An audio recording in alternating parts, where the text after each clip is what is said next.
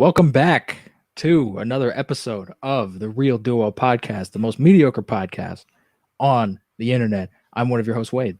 And I'm not Wade. So let's get into it. Say your fucking name. It's Devin. If you're at this point in the podcast, you should know our we names. we have to pretend like this is every episode is someone's first episode. Well, they don't know us. You're Wade and I'm not Wade. That's all you. But that's not your name. It's not Wade. I legally changed it. That's a terrible name. It's not Wade. Is it hyphenated? No. Wade is the middle name, so it's not. Oh, Wade. so your first name's not. Yeah, and then not. That's a shitty fucking name. It's Knot, like not. Oh, so you're doing the Batman spelling where you have a K in front of everything. That sucks. What have you been watching this week, Devin? I watched a really bad movie called, I don't know if you've heard of it. It's called The Silencing. Have you ever heard of that? I have not. It's okay. It's not like the worst movie I've ever seen, but I don't know any of the actors or actresses in it. The main guy, he should have been cast as Joel because he looks exactly like Joel and he kind of acts hold like on, Joel. Is he the Game of Thrones guy? Hold on, let me look. I gotta look up his name. Is his name like Nikolaj, whatever the hell his name is? Nikolaj. That's the Game of Thrones guy. I don't know his name. Yeah, Nikolaj. It's that guy? Okay. Coster. Yeah, he does look a lot like Joel. This movie, I swear he was Joel. The whole movie is about this guy hunting down this other guy because he's killing girls or whatever. It's the most basic crime movie I've ever seen. Like all the twists. Like me and my mom were watching, and I was like, that's not the real bad guy. She goes, yeah, it is. And then 5 minutes later, oh, no, it wasn't. No. I'm like, I called it. I knew exactly what was going to happen. That's fun. It came out last year, too. It's like if you've never seen a crime movie, then, yeah, you'll enjoy it. Yeah, I'm sure. If you've never seen a movie ever. And then I think that was the only thing new that I've watched. I mean, I watched Mortal Kombat and Falcon Winter Soldier, but we'll get into that later. Well, yeah, we'll talk about those. What have you been watching this week? I'm sure a lot of stuff. Of course, I've been watching a lot of shit. A lot of shit, or well, I mean, quite a bit of shit. Honestly, no way. You gotta mix in the good stuff. I mean, I don't purposely seek out bad shit. It just happens. All right. I feel like you do. I feel like you're like that looks like The Room. Let's watch that. No, if I wanted to, I could, because you know how much fucking garbage is on Amazon Prime. Just type in shark. And oh my god! Oh, dude, I still have that Shark DVD. I haven't watched everything on there. I could. It had like 10 movies. I got it for $1. I've seen most of them. I haven't finished it though. I just imagine, are all of them like? Do they have the shark in it in any of the movies? Most of them have a shark, but it's for like a second, and it's like is it like cut out? I thought it would be like B-roll footage of like a real shark. Sometimes there is like stock footage where it's clear that like this they didn't shoot this. They just took it off the internet. That's from National Geographic. Yeah. I can only imagine shit that I watched. I watched Ninja Assassin. Okay. It sounds like an awesome movie. It should be an awesome. It sounds awesome. The fucking cover's awesome. That looks like Prototype. The cover. It kind of does, honestly. It has an awesome premise, but the movie fucking sucks. Man, they completely fucked it up. Is it just about a ninja? Is that all it's about? It's about a ninja assassin. How do you fuck that up? I don't know. Have decent action. Because I mean, I wasn't expecting like a deep story, but I was like, oh, the action in this is gonna be fucking rad. And then you watch the movie, and most of the action scenes are at night.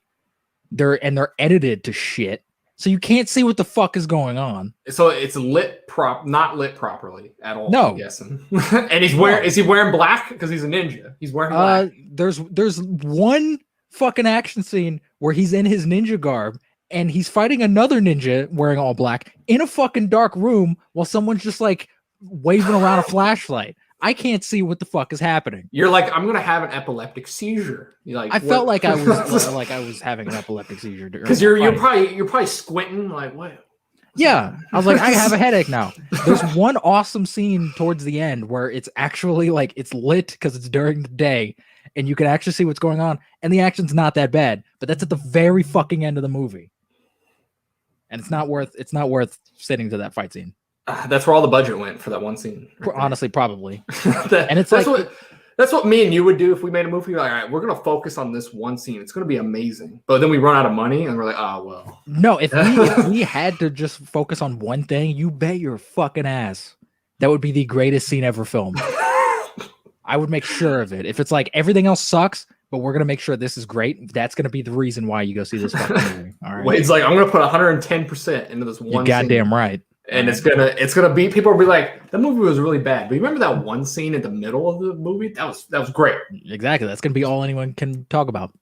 That's that scene. That's that scene in that movie right there. Exactly. Ninja assassin. But like it takes the whole thing, like it's playing it completely serious, but then it has like cartoon like blood splatter and like blood effects, and like the world's heightened and he's flailing around this big chain thing, and I'm like, what the fuck is this movie supposed to be? What was the budget for this movie? Like $5? I have no idea. It's like, oh yeah, we got ketchup for the blood. I mean, it's produced by the directors of The Matrix. I mean, that doesn't mean they gave it a big budget. But like, I'm sure they like their name attached to it probably got the movie like somewhat of a bigger budget. They were like, hey, we made The Matrix. Here's the trailer. We'll go watch the movie. I mean, I don't know like how much involvement they had, but like their names all over the fucking thing. It's a terrible movie. It's a bad movie. Don't watch it. Don't. YouTube the good scene, and then that'd be it. Yeah, watch that one scene because it's like 5 minutes, and it's actually like not that bad. It's not the greatest thing in the world, but it's not that bad. No, it's fantastic. I don't know what you're talking about. No, it's not. It's the best action scene ever filmed. No, not even remotely close. I also watched Watchmen, the Ultimate Edition. The 4-hour cut. Checked out that. Well, it's 3 hours and 35 minutes. It's basically 4 hours. I thought it was 4 hours. It's not. It's 30 minutes and 4 hours. It's 30 minutes longer than Endgame. That's a long movie. Okay. Is it any good? I mean, it's Watchmen.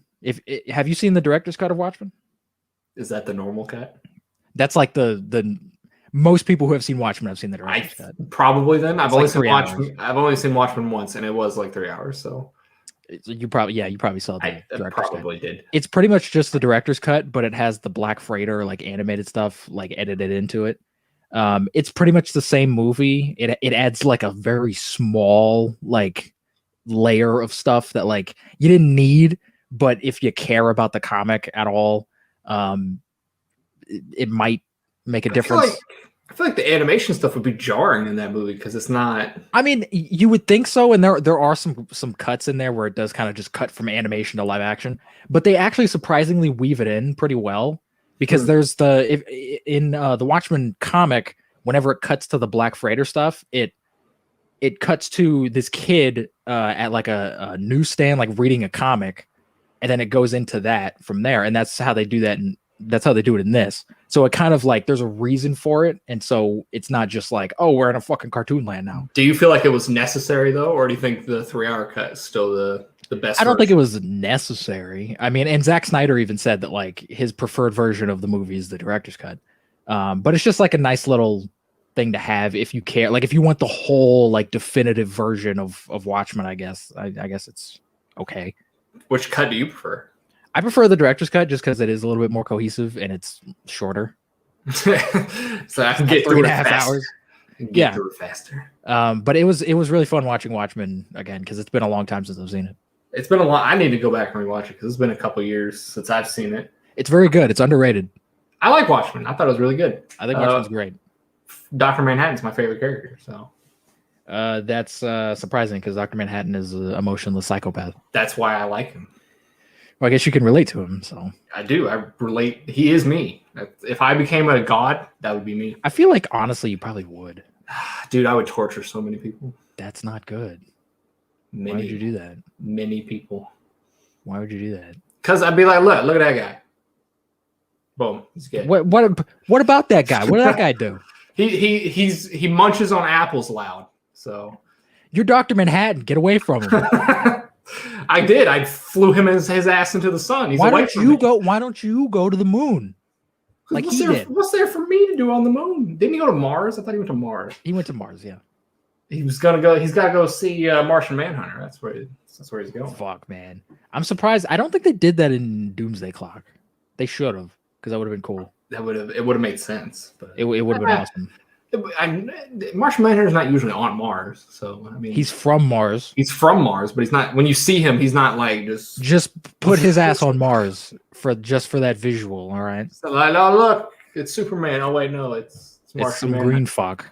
I forgot. I did rewatch the Snyder Cut with my dad, and my dad didn't like it. Really? Wow. Yeah. Okay. Well, it's not that he didn't like it. He just at the end of the movie, he looked at me. He goes, "That was like the same movie." I mean, for the most part, like the plot is the same. It is. I was like, but it's better. And he goes, "Sure, a little." And he goes, when Martian Manhunter showed up, he was like, "Who's this guy?" I was like, you know what? As a guy who doesn't know what's going on, it's kind of fun seeing his reactions to stuff because he was just like, who's this guy? Yeah, like, I'm sure that must like I would love to sit down for 4 hours and watch the Snyder Cut with my mom because my mom does not give a fuck about comic books. Like she watches a lot of the superhero stuff sometimes just because it's stuff to watch, but she does not give a fuck. And she'd be like, "Who's this green guy? What's going on?" Like, yeah, because he has never shown up. Same movie. Like, and I kind of told him. I told him in the middle of the movie. I'm like, "Don't worry about it. He doesn't even show up again until the end of the movie, so it doesn't matter." Yeah, he'll show up and then he'll say his name and just be like, "Hey, I might be back, maybe, kind of, but not really. I'm here. I'm here now." And then my mom, throughout the whole like first 3 hours or the first like 2 hours of the movie, she was just like, "Is Superman in this?" I'm like, "I can't." I'm like, "Just watch the movie. Mom. Just watch the movie." He's dead. But yeah, he didn't think it was as much better as me and you did. Maybe because he has only seen the first Justice League once. Well, did he like the theatrical Justice League? He didn't think it was bad. Because I mean that might be part of it. Because like my mom, she doesn't follow all this like news bullshit. So she sees a movie and she just goes, "Oh, okay, it's a movie, cool."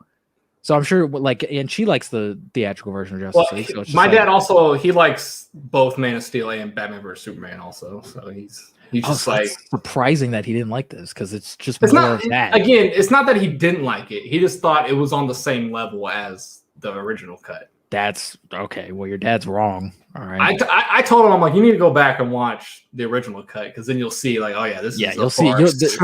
It's not like huge differences, but the differences that are there are like it's a far superior movie. Yeah. Even though my mom and him, their biggest complaints were they were like, it was too long. I'm like, I agree. It is too long. Yeah, it is too long, especially for a casual moviegoer. I could see 4 hours being intimidating to some. But I think Zack Snyder, like, since this was like a fan thing, I think he was just like, fuck it, let's just put everything in. I'm sure if this got a normal release, he could have cut it down to 3 hours. Because I saw someone they like tallied up all the time spent in slow-mo and it's like 30 minutes. So if you just like take most of those scenes out and speed them up, you could easily cut the movie down by 30 minutes. His favorite character was the Flash, which I was surprised by that. The Flash was great in the Snyder Cut. He actually did something. I thought it was going to be Superman, and he goes, "Why is he wearing a black suit?" And I'm like, he just wanted to, I guess. I don't know. Because he wears a black suit in the comics, Devin's dad. He wouldn't get that. He'd just be like, okay, whatever. Because he's a Kryptonian. Because he wore a black suit in Man of Steel for like 5 seconds. His dad had a black suit. In like a scare. I don't give a shit. He wore it. It all ties together. All right. It's poetry. It rhymes. But he does agree with me and you. He thinks Man of Steel is the best of the DCU movies. It is. So he's on that boat, at least. It is. Anybody who hates it. He's a little biased because he's a big Superman fan. But well, if he's a big Superman fan, then he should know why he's wearing the black suit. Fucking poser. In the movie, he's a big movie Superman fan. I don't give a damn.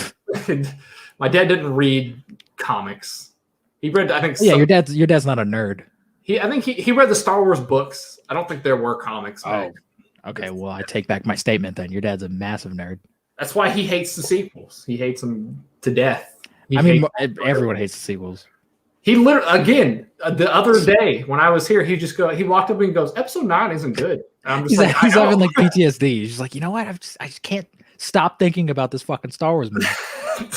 I'm just like, I know, and especially him because he's read so many of the things that like aren't canon, but they made like books about what happens after episode 6. I'm sure he wanted one of those to become the movies, but I honestly don't know why they didn't just steal one of those fucking things. Yeah, you have so much material other people have used that you own, so it's not like you own it now. It's not like you're stealing, but it's expanded universe stuff. It's not even canon. Just make it canon. Everything's canon. Make it canon. Who gives a shit? Clone Wars is canon, so might as well. Clone Wars. To me, the only canon in Star Wars is the Clone Wars and then the original trilogy. I don't give a fuck about anything else. I mean, those are the best things. So. Exactly. So have you went through and finished like all the episodes of Clone Wars, or you just still? No, I might go back and just kind of sit down and just watch. Most of the episodes aren't bad. I just showed you the best episodes. I've heard that like most of the show isn't very bad. I've heard there are some bad episodes. There are some every show. That's every TV show. I was gonna say you're not Breaking Bad. You can't have a fantastic episode. Why not? Why can't everything be Breaking Bad all the time? Breaking Bad is the perfect storm. Everything just went right. Unless you're one of those people that hates the Fly episode, because some people hate that episode. That's the best episode of the fucking show, and I won't hear any different. It's the lowest rated episode. I don't care. I'm just saying. Our Lord and Savior Rian Johnson directed that episode. All right, he subverted expectations. But see, it wasn't a big IP, so he can do that. It's Breaking Bad. It's not You're saying Breaking Bad is not a big IP? It is a big IP, but like it's not Star Wars level. I mean, sure. It's not as like, oh, you're fucking with the fan base here type thing. Sure. We kind of went off track there. What else have you been watching? That's our podcast. I don't know. I watched Crimson Tide. I've seen that. I think. Oh, you have? Really? I think I have. It's a submarine movie, right? Yeah, hell yeah. It's fucking awesome. It is good. I love that movie. Fucking great. My dad showed me that movie when I was probably way too young. So. Oh, I would have found this horribly boring if I was young. He showed me that and then Red Dawn back to back, and I was confused as hell. Oh, dude, the original Red Dawn is fucking badass. But for the longest time, I got the titles mixed up because I watched them back to back. I was like, wait, Crimson Dawn, Red Tide. I was like, what's happening? Which movie am I talking about here? I mean, yeah, they have a very similar title. They do, and I don't know why we watched them back to back, but we did. I don't know. Hans Zimmer did the music. Quentin Tarantino was uncredited on the writing department, but apparently he wrote a treatment for it, it's very telling when you watch the movie. Denzel just starts talking about comic books for no reason, and you're like, oh, that's Tarantino. There's the Tarantino. Yeah, and it's like Denzel's never read a comic book in his fucking life. He should become Professor X, and he can start. That would be cool. He doesn't have to read comics for that. Just be Denzel. People are be like, "Did you read the X-Men comics?" And he'll be read X-Men, Uncanny X-Men number 53. He's like, I don't know what the fuck you just said. Yes, I read this book, and he holds up like a picture of a book that he's read. He holds up a picture with just like a middle finger that says "fuck you." I saw it wasn't Denzel, but I saw Samuel L. Jackson wearing a shirt that said he's not Lawrence Fishburne, and I thought that that's been going on for years. That's the funniest shit I've ever seen. Apparently he gets mistaken for Lawrence Fishburne a lot, which they don't even look nothing alike. Yeah, they don't look alike at all. And it happened. There was a video, I could probably send it to you when we're done, of a news reporter like interviewing him and confusing him with Lawrence Fishburne. And then he completely like berates the dude for like a minute. He's just like, I'm not Lawrence Fishburne, you racist. It's like, hey, Lawrence, how's it going? And then he goes, what? Like, who? And you're like, the L in Samuel L. Jackson is Lawrence, right? It's like, fuck you, no, it's Samuel not. Lawrence Fishburne Jackson. Fuck. Maybe that's why. It all makes sense. It all is coming together. Last thing I watched, well, technically the last thing, I watched Psycho Gorman. I've never heard of this. I don't know what it's. This is.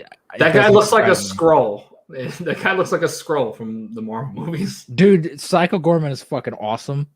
That's his name. He's a fucking awesome character. Psycho Gorman.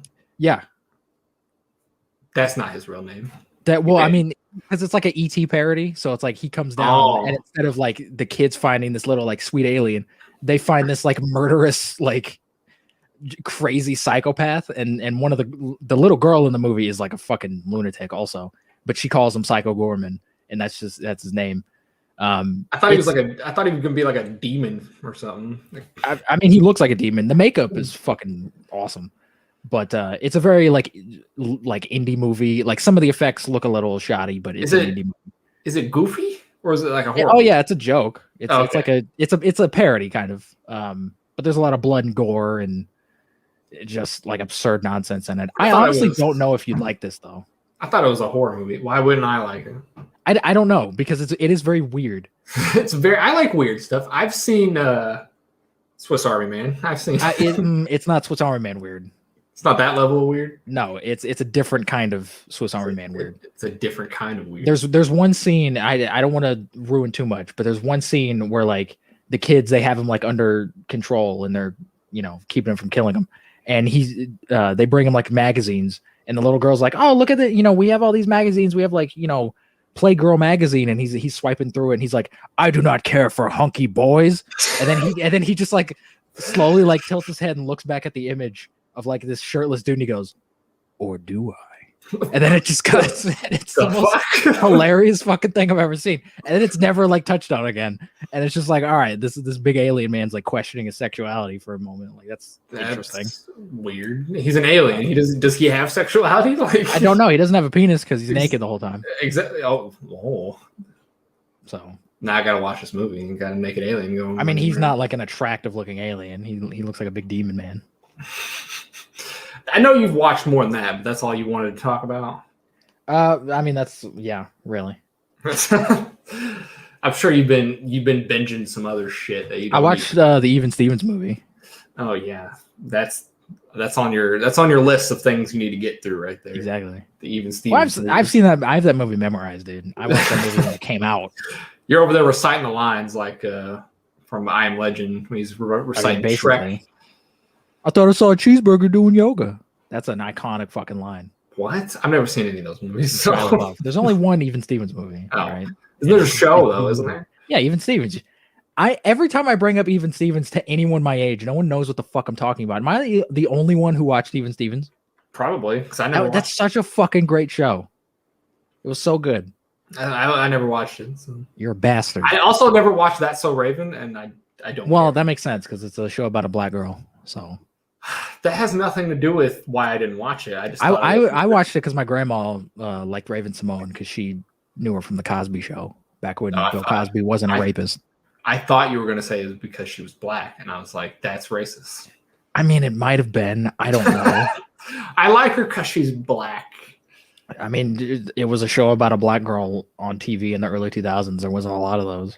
I watched the Cosby Show, but I didn't watch That So Raven. So you watched the Cosby Show when I was older. You didn't watch the fucking. Not when I was younger. Okay, that's still weird. I couldn't imagine you just sitting around watching the Cosby Show all day. I'm sitting at home, just turn on. Just a mug of like hot chocolate. This was pre-rape. So, dude, I still watch the Cosby Show post. Do they even put it on TV anymore? They don't. They have a DVD set, and I want it. They're probably jacking up the prices for that. It is. It's like $80. Help us get Cosby out of jail. Well, no, keep his ass in jail if he rapes people. But like, I mean, hey, the Cosby Show is a good show. I don't give a shit. It's an alright show. It's fine. It's decent. It's better than fucking Family Matters. All right. I didn't watch that because I wanted to. I would wake up in the middle of the night and it'd be on. I'd just be like, I showed you a couple episodes of Family Matters years ago. Probably a decade ago. Yeah. But it's a bizarre show. It's one of those shows that came on like after George Lopez, and I would just be like, they showed it on Nick at Night a lot. Yeah, I'd be like, all right, let's just watch this. Yeah. Which is whatever. And then I'd be sitting there watching, I'd be like, what is happening right now? It's very bad. That guy was in the news the other day. Who? The guy who plays Urkel. I don't know. Jaleel White? Yeah, I don't know. Did he rape somebody? No, I think he's having a kid or something. Oh, that's newsworthy. I cool. don't. I don't give a shit about Urkel.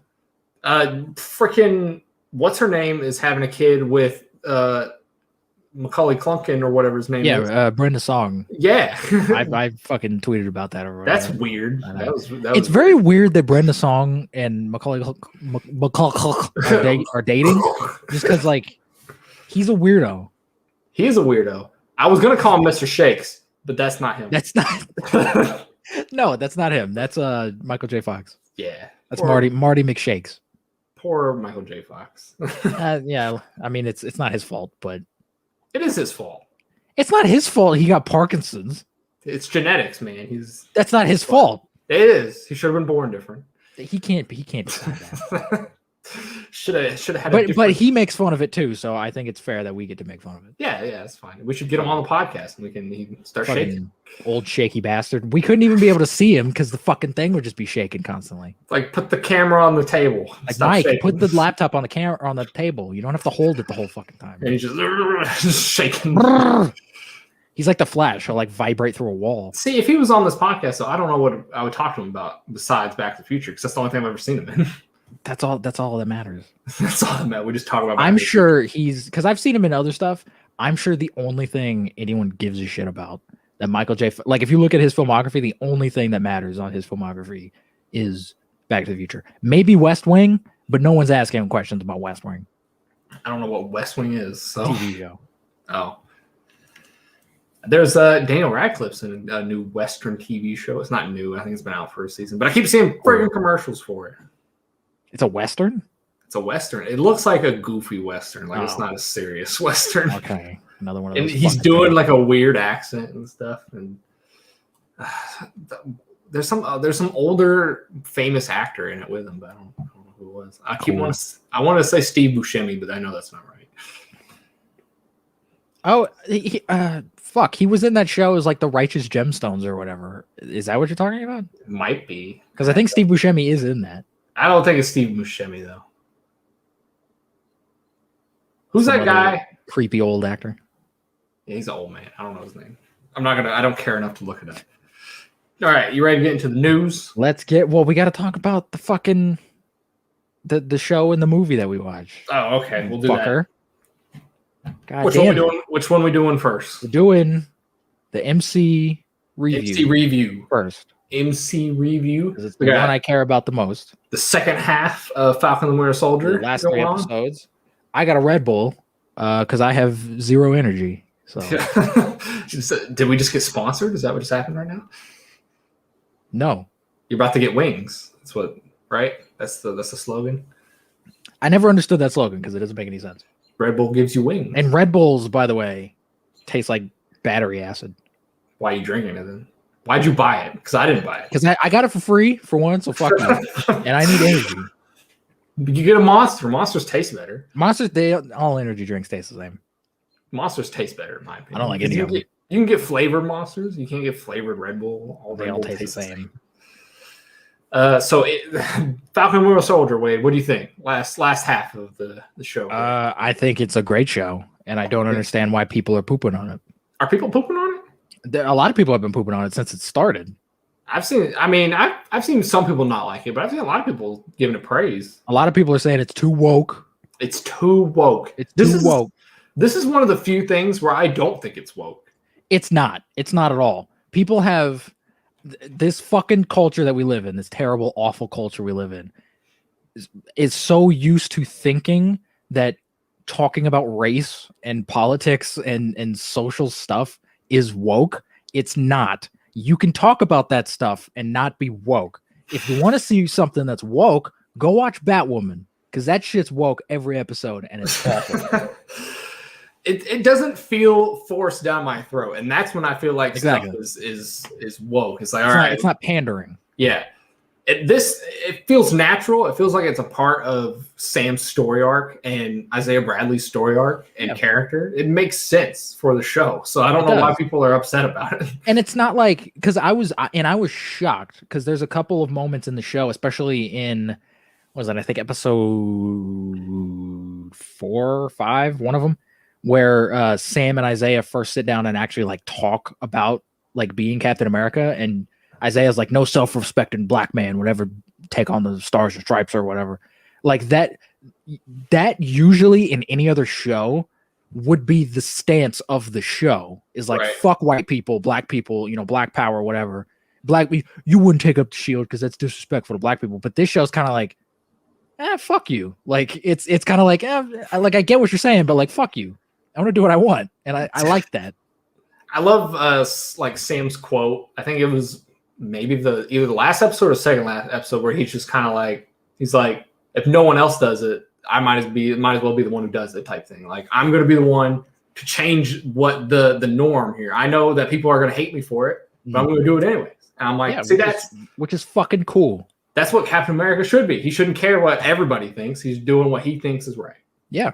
And I know a lot of people have been comparing John Walker and Sam Wilson's Captain America's, even though they're not the same characters. They're not the same character. I've been seeing a lot of people. I think people have completely, they either don't care or they just don't understand the character of John Walker. Because I've been seeing a lot of people comparing John Walker to Homelander. And I'm like, you guys completely missed the whole fucking point of this character. He's not like an evil. He's not a villain. He's not a bad guy. Be evil. He's not evil. I was gonna say, but like that's what I'm saying. He's not evil to be evil. He's done bad things, but when you watch the show, you're like, okay, it makes sense why he's done bad things. Yeah, and the when he killed that guy, and that moment was fucking awesome. Because it was like, holy shit, like that was a real shit moment. That was the end of episode 4, right? Yeah, I think so. Yeah. I remember seeing that moment and going, oh, that's the exact same way Tony reacted when he found out that Bucky killed his parents. Yeah, and he would have totally murdered Bucky if Cap didn't stand in his way and fight. He fucked Bucky, like he would have murdered him point blank, and no one would have given a shit. No. So it's like, why? How come now that? Because, and you have to think about the circumstances. He's all hyped up on super soldier steroids. He's on the drugs, and he just saw his friend get murdered. Because of him, in a way, because I'm sure he dragged his friend into all this mess. Yeah.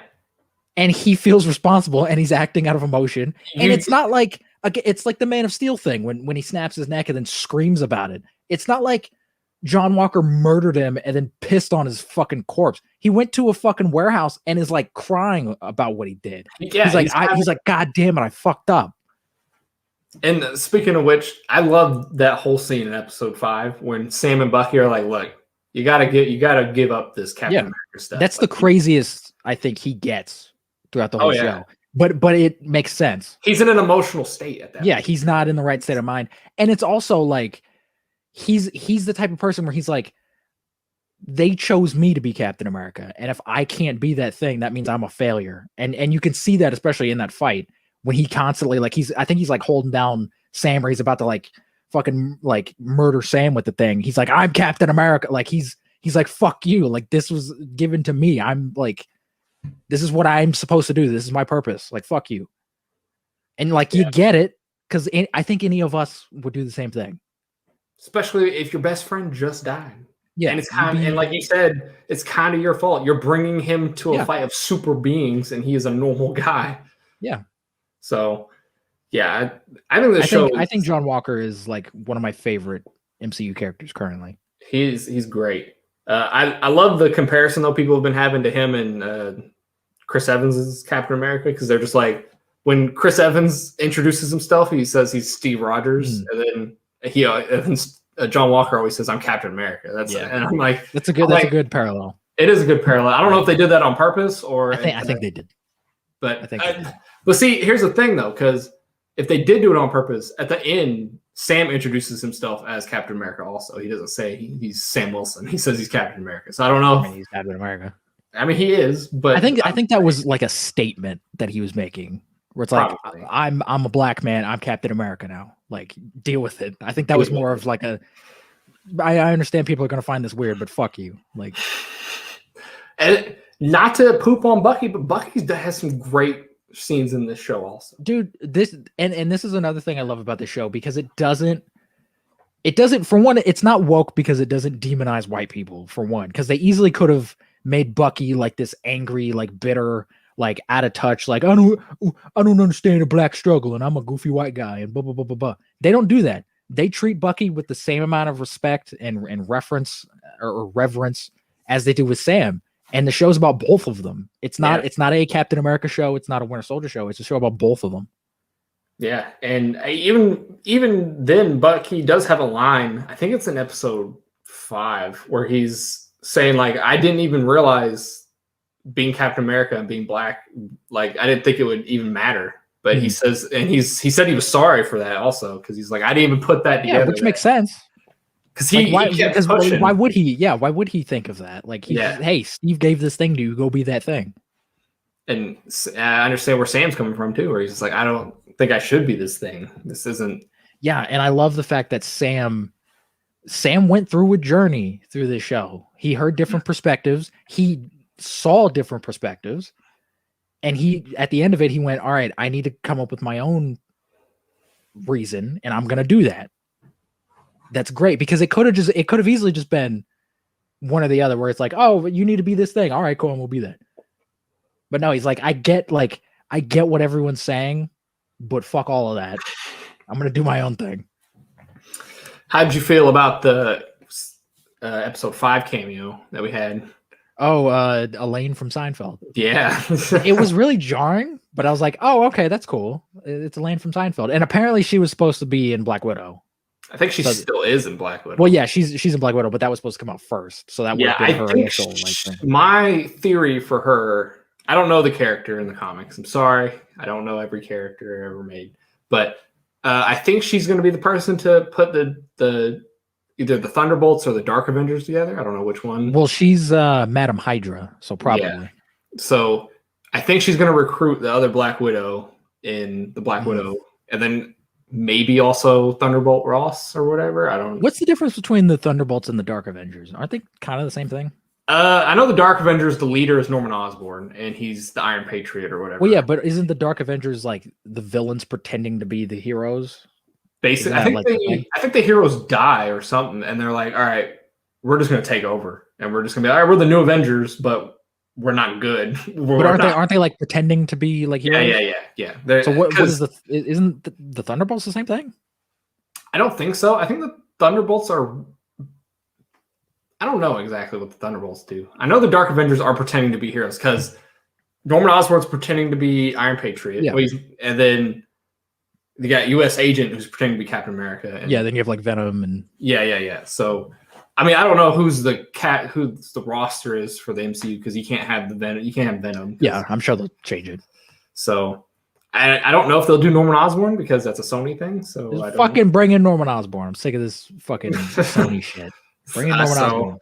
I don't know what's going to go on there. I definitely think U.S. Agent and the new Black Widow chick is going to be in the Dark Avengers.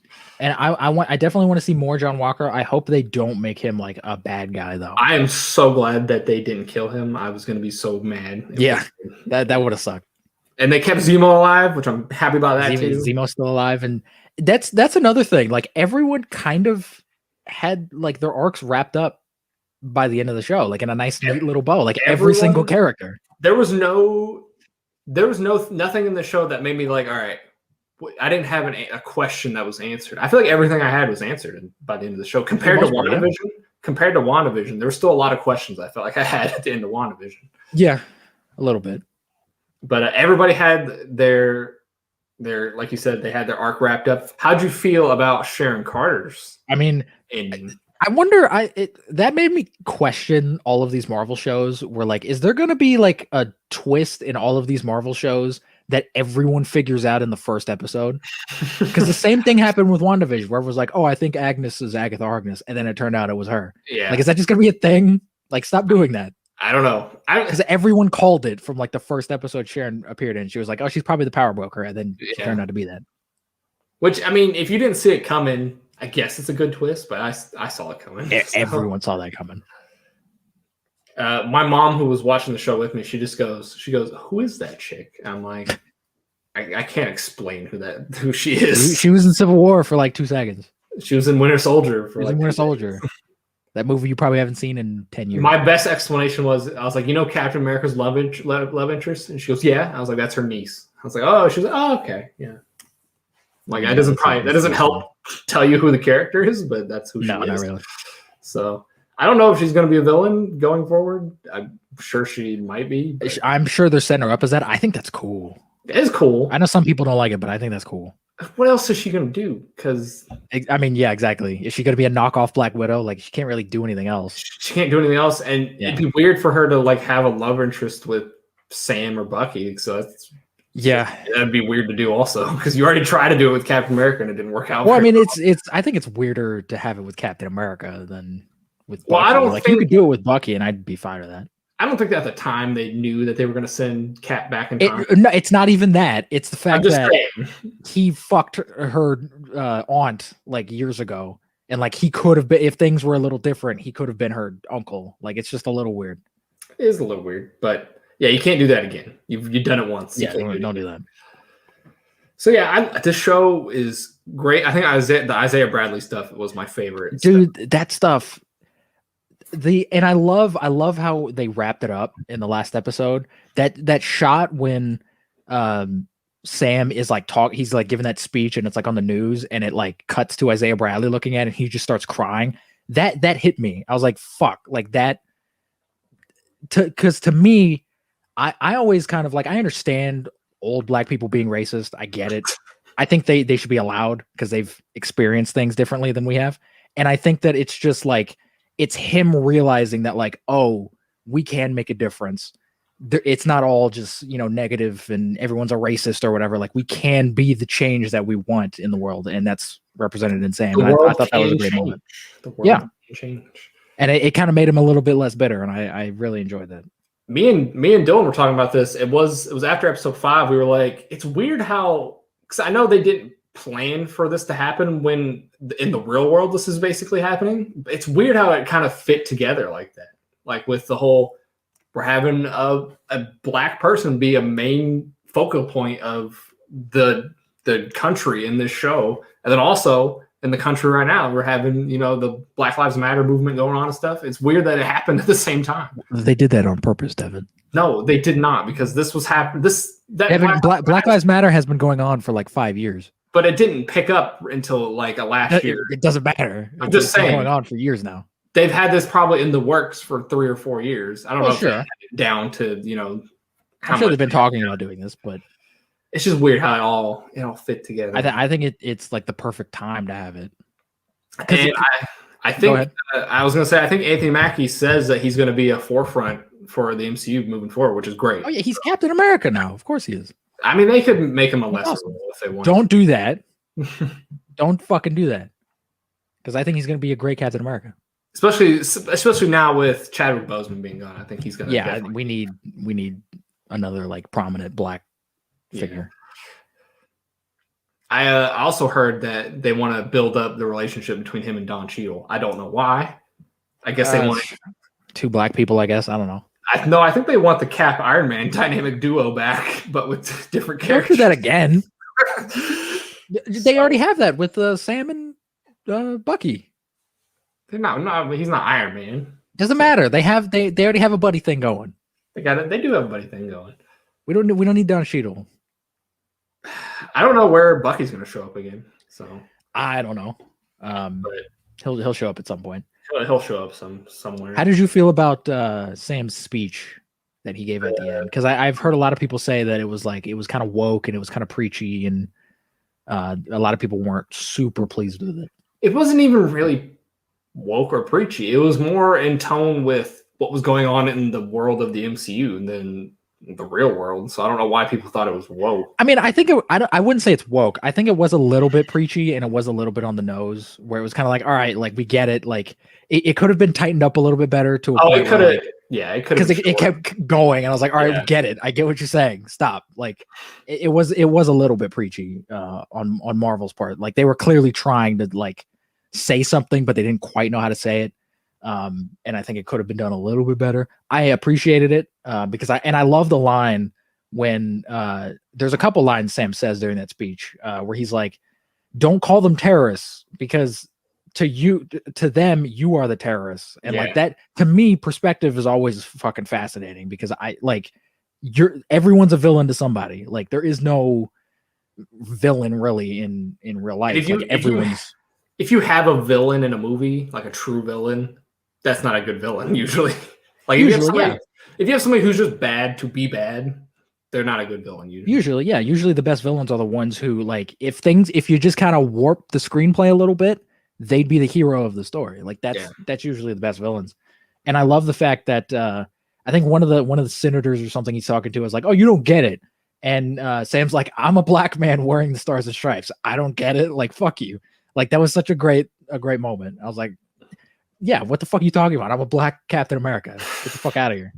But I do agree. It could have been tightened up a little bit. It could have. Yeah, definitely could have. But I didn't mind it. I thought it was fine. I didn't hate it. I wasn't like rolling my eyes, and it didn't like piss me off or anything.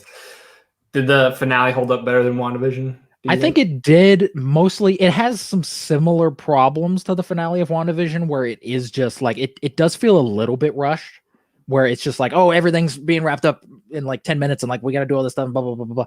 But I think it works better because WandaVision wasn't an action-oriented show, and then all of a sudden there's just, hey, here's two visions throwing each other into cars and blowing stuff up, and here's two witches fighting and whatever. I'm like, that's not what the show was. Falcon and Winter Soldier has had action throughout, and it's been kind of that. So it felt a little bit more even and in tone with the rest of the show. And it wrapped everything up a little bit like appropriately. There was stuff in the WandaVision finale where I'm like, that doesn't make any sense. What the fuck? Like, why did you do that? This, like, everything logically led to like a logical end, and I appreciated that. The scene with Bucky and the old man, I really wish we saw more of that. I wish they had like a scene where it was just him, like a 5-minute scene of him just talking to the old man and seeing Sebastian Stan's acting, because we saw his acting earlier in the show when they had that flashback to Wakanda, and that scene was great, and it was like really emotional. We could have had another scene like that. I understand why they cut it a little bit short, because even how it was edited in the show was hard to watch. Like that, I was like, god damn it, like that's tough. I thought it was perfect. I thought they did it really well. It was perfect, but it was just like emotional. Like I couldn't imagine doing that. Like that takes balls. Like, yeah. But I just wish we got like a longer scene of that, where we just got to kind of sit in it and deal with the emotion of that scene. But it was, I thought it was fine as is. Were you mad there was no Chris Evans cameo or anything like that? No. Everyone was like, why didn't Captain America show up? Where the fuck is Captain America? Captain America's dead. He's on the moon. He's dead. He's on the moon. No, fuck you. He's dead. And I think this show, if this show brought in Steve at any point, it would have completely ruined, I think, Sam's journey, especially because Sam's whole thing is that he needs to do this on his own. He doesn't need Steve coming in and being like, oh, see, I knew you were Captain America. That's why I gave you the thing. Like, what the fuck was Steve going to do? Like, he would just be there for fan service. For a second, I thought he was going to meet Isaiah Bradley at the end. That would have been dumb also. That's what I thought was going to happen. I was like, what is he showing him right now? That would have, because that wouldn't make any sense, and it would kind of undermine the whole meaning of that scene. Because it's like, oh, let's bring in the white Captain America to affirm that, oh, hey, you were Captain America too, blah, blah, blah. Like, having the black Captain America, the new black Captain America, talk to the old black Captain America, like that is what needed to be, that scene needed to be. And I thought that scene was perfect. It was, but I thought that's what they were going with. I was like, oh no, don't do this. Don't do what I think you're going to do. Like, and apparently there, and this, I'm sure we'll talk about this a little bit later, but apparently it's still kind of rumored, but it's more or less confirmed that Chris Evans is coming back as Captain America in something in the future. I think that's a horrible idea. I think that bringing back a previous Captain America, like, it's just going to ruin Sam's whole like thing, because he's Captain America. Let him be Captain America for a little bit. Like, come on. I have heard that he is coming back as Captain America, but I don't know how true it is. I've heard that it's going to be a Skrull as pretending to be Captain America. I mean, I'd be okay with that if it's a Skrull, if they do that. If it's just for like a cameo thing, like that's fine. Because I think Deadline reported that he was casted for Secret Invasion, and it would make sense if he was a Skrull. That's fine. If it's a cameo, cool. I don't want old Steve Rogers to come back. He's dead. He's gone. And I don't want him to come back because at that point, once you bring him back, that implies that Marvel has bigger plans for him, and they could easily just de-age him, and he's Captain America again, and then that would completely ruin. I don't think they'll.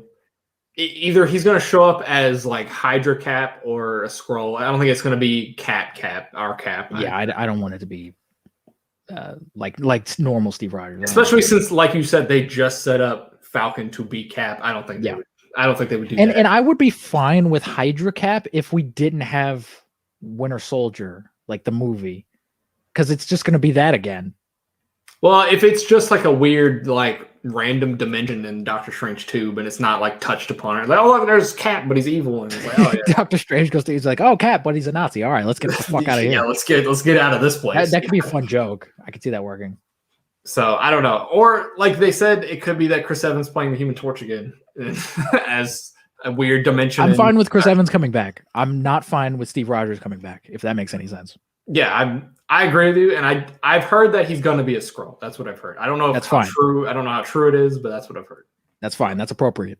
That is appropriate. That makes sense. You can't have a universe with shape-shifting aliens that can look like anyone and not bring back some people. Like, that's fine. Yeah. So it's also weird to me that because Chris Evans said he's like, the reason I'm done as Cap is because I feel like the story's over with. So it's weird to me that he'd come back. Yeah. If it wasn't for a different role that's not Captain America. So that's what I'm imagining it is. It's not Captain America. And I have respect for Chris Evans for being like, no, fuck you. The story's done. Because I know a lot of people nowadays don't understand endings and they don't care. His contract was over after Infinity War, and they were like, all right, but this is what we're going to do in Endgame. And he was like, okay, I'll sign on for the last movie, and then that's it. So yeah, and I think his ending was, as much as I wanted him to die in Endgame, having seen Endgame 3-4 times, I think his ending was really good. They flipped the roles on me, because in Endgame I thought it was going to be Tony retired, Cap dies, but they flipped the roles on me. So and I think having seen Falcon and Winter Soldier now and thinking about the ending of Endgame, I am glad we saw that ending in Endgame and that he didn't die, because I think it was important for us to see him pass the torch to Sam. I think that was kind of a important thing. I'm still a little bitter that we didn't get a funeral for Cap, because fuck you, he's Captain America. I really thought the beginning of this show was going to have it, but they didn't. I thought it was too. They didn't do it because the hashtag no justice for Cap. They didn't in the comics. His funeral was a huge thing. Like all the events there and all that. We had a fucking thing in Endgame for Iron Man with every goddamn Marvel character ever in it, and then Cap just dies off screen, and it's like, all right, he's dead. Fuck you, Marvel. Well, you know what? They didn't do it with Superman either, so fuck it. But that makes sense because the Justice League wasn't a thing when he died. Doesn't matter when Superman died in the comics, it was a big deal. Yeah, but the Justice League was a thing. Yes. In the Snyderverse, the Justice League wasn't a thing. Batman was there and Wonder Woman was there. That's all he knew. Doesn't matter. I would rather have waited to kill Superman and had the big funeral. I agree. Than doing I think they fucked that up. But I'm just saying in the context is different. You never know. They could do something in a movie or something where they have Cap's funeral. Too late. You fucked it up. You never know. Maybe Secret Invasion. Maybe that's the beginning. Because apparently that's going to be an Avengers level movie or show. We'll get into that later. Yeah, that's going to be. Yeah, we'll get into that later. That's going to be interesting. It is going to be interesting. We'll see how that works. You ready to get into Mortal Kombat? Hold on. How does Falcon and Winter Soldier rank on your MCU list? I haven't ranked it yet. It's probably in my top 8. I don't know where. Really? Wow. Yeah. Okay. I don't know where in there, but I know it's probably definitely top 8 because I really enjoyed the show. What about you? Where do you feel? I loved it. I haven't. I need to sit down and really think about it. I don't know if this will beat out Winter Soldier for me. I really don't. But I can tell you right now, it's going to be in my top 5. Top 5 for sure. Yeah. Yeah, it took me a while to rank WandaVision, so it's probably gonna take me a while to rank this too. I had to sit on it, and then I rewatched WandaVision. I was like, all right, this is where I'm gonna put it. Yeah. So because I really love the whole perspectives thing. I love Sam's journey as Captain America. I love Bucky's arc is beautiful. It's great. It is. It's fantastic. John Walker is awesome. I'm surprised at how much they put into Bucky's character because I thought this was gonna be mainly about Sam becoming Captain America. Yeah. But any other show, if this was made by the CW, it would be a Sam Wilson show because he's black and we have to focus on a black man and whatever. But no, they're it's about both of them. They put in just as much work for Bucky as they did Sam, which is fantastic. And that's awesome. It's fantastic. So yeah, it's definitely top 8. It might be in my top 5. I don't know if it's gonna beat out anything in my top 5 though. So we'll see. We shall see. I'm surprised you didn't say top 3 automatically. I mean, I don't know. I got to sit on it again. You're gonna go back and rewatch it before you rank it, or I might binge it and just kind of sit through it. It has been 6 weeks since you've seen the first episode. That is true. Maybe the first episode is utter garbage, and I just don't remember. I don't know. I remember the first episode being good, beautifully set up. First episode was great. My favorite episode was episode 5. That's the one where they confront John Walker. When it was just everyone talking. Yeah. That's a good episode. That was a great episode. Episode 5. Episode 4 I think is pretty good too. Seeing John Walker just go insane throughout the episode. Great ending. That's probably the best ending. Yeah. Of an episode. The one drawback for the show, I don't give a shit about the antagonist people. Yeah, the Flag Smashers were like I understand their importance to the show, and I get like, oh, it's all about perspectives, and it does kind of aid into Sam's arc a little bit, but I don't care about Carly, whatever the fuck her name is. I don't care about these people. Carly Morgenthau. They said her name a million fucking times, but I don't give a shit. She's dead anyway, so fuck her. Yeah, everybody died. They're all dead. I mean, pretty much. They're all gone. There's only like two super soldiers left. Yeah. Which is insane. I'm surprised Zemo didn't take it, but it would have ruined his character if he would have taken it. No, he didn't. Yeah, he didn't need to take it. That would because in the comics he does take it, but he's a different character in the comics. Yeah. He's not hellbent on killing super soldiers. He's hellbent on killing Captain America. He just hates Captain America. Yeah. That's his whole thing. But in the movie universe, he hates super soldiers, so it makes sense. It makes sense. He got a nice little wrap up too. He did, and I hope he comes back. I don't know what he will. He will. They're not done with him. He'll be the leader of somebody. He's the leader of the Masters of Evil, so he might, if they do that, they might show up. He'll be back. They're not going to waste Daniel Bruhl. I also want to see more purple sock. I didn't get enough of that.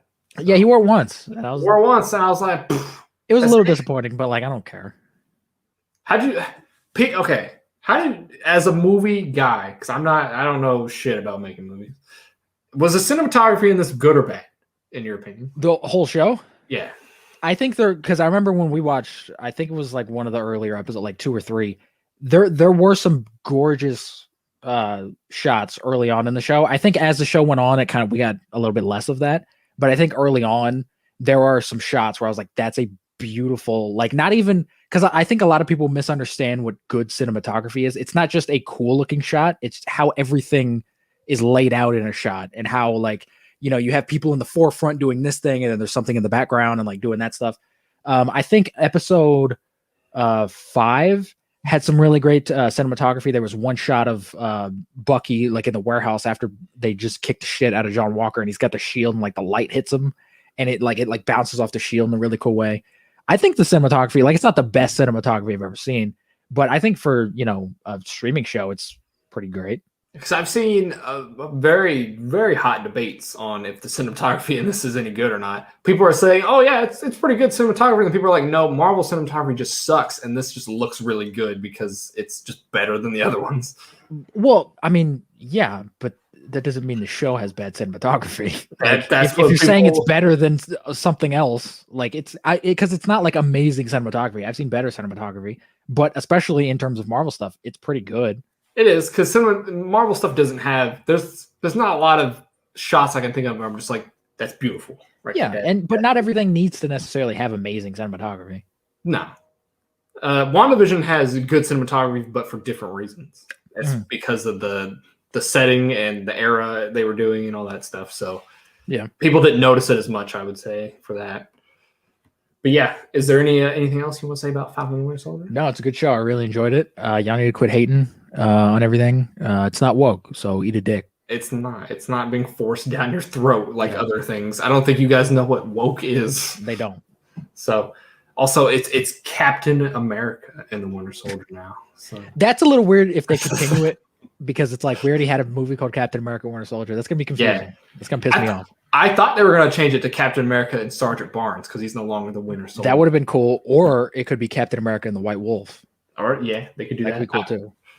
But he kind of lost that title as White Wolf. Did he? I thought they like gave it back to him when they got Bucky. They were kind of like don't come back to Wakanda type thing. It's like, we're cool, but fuck you. I never want to see you again. Yeah, basically, you're like, look, that's fair. You gave us Zemo, so we're all right. But like, we don't want to see you again. That's fair. I could see Sergeant Barnes being a thing. Like, why not?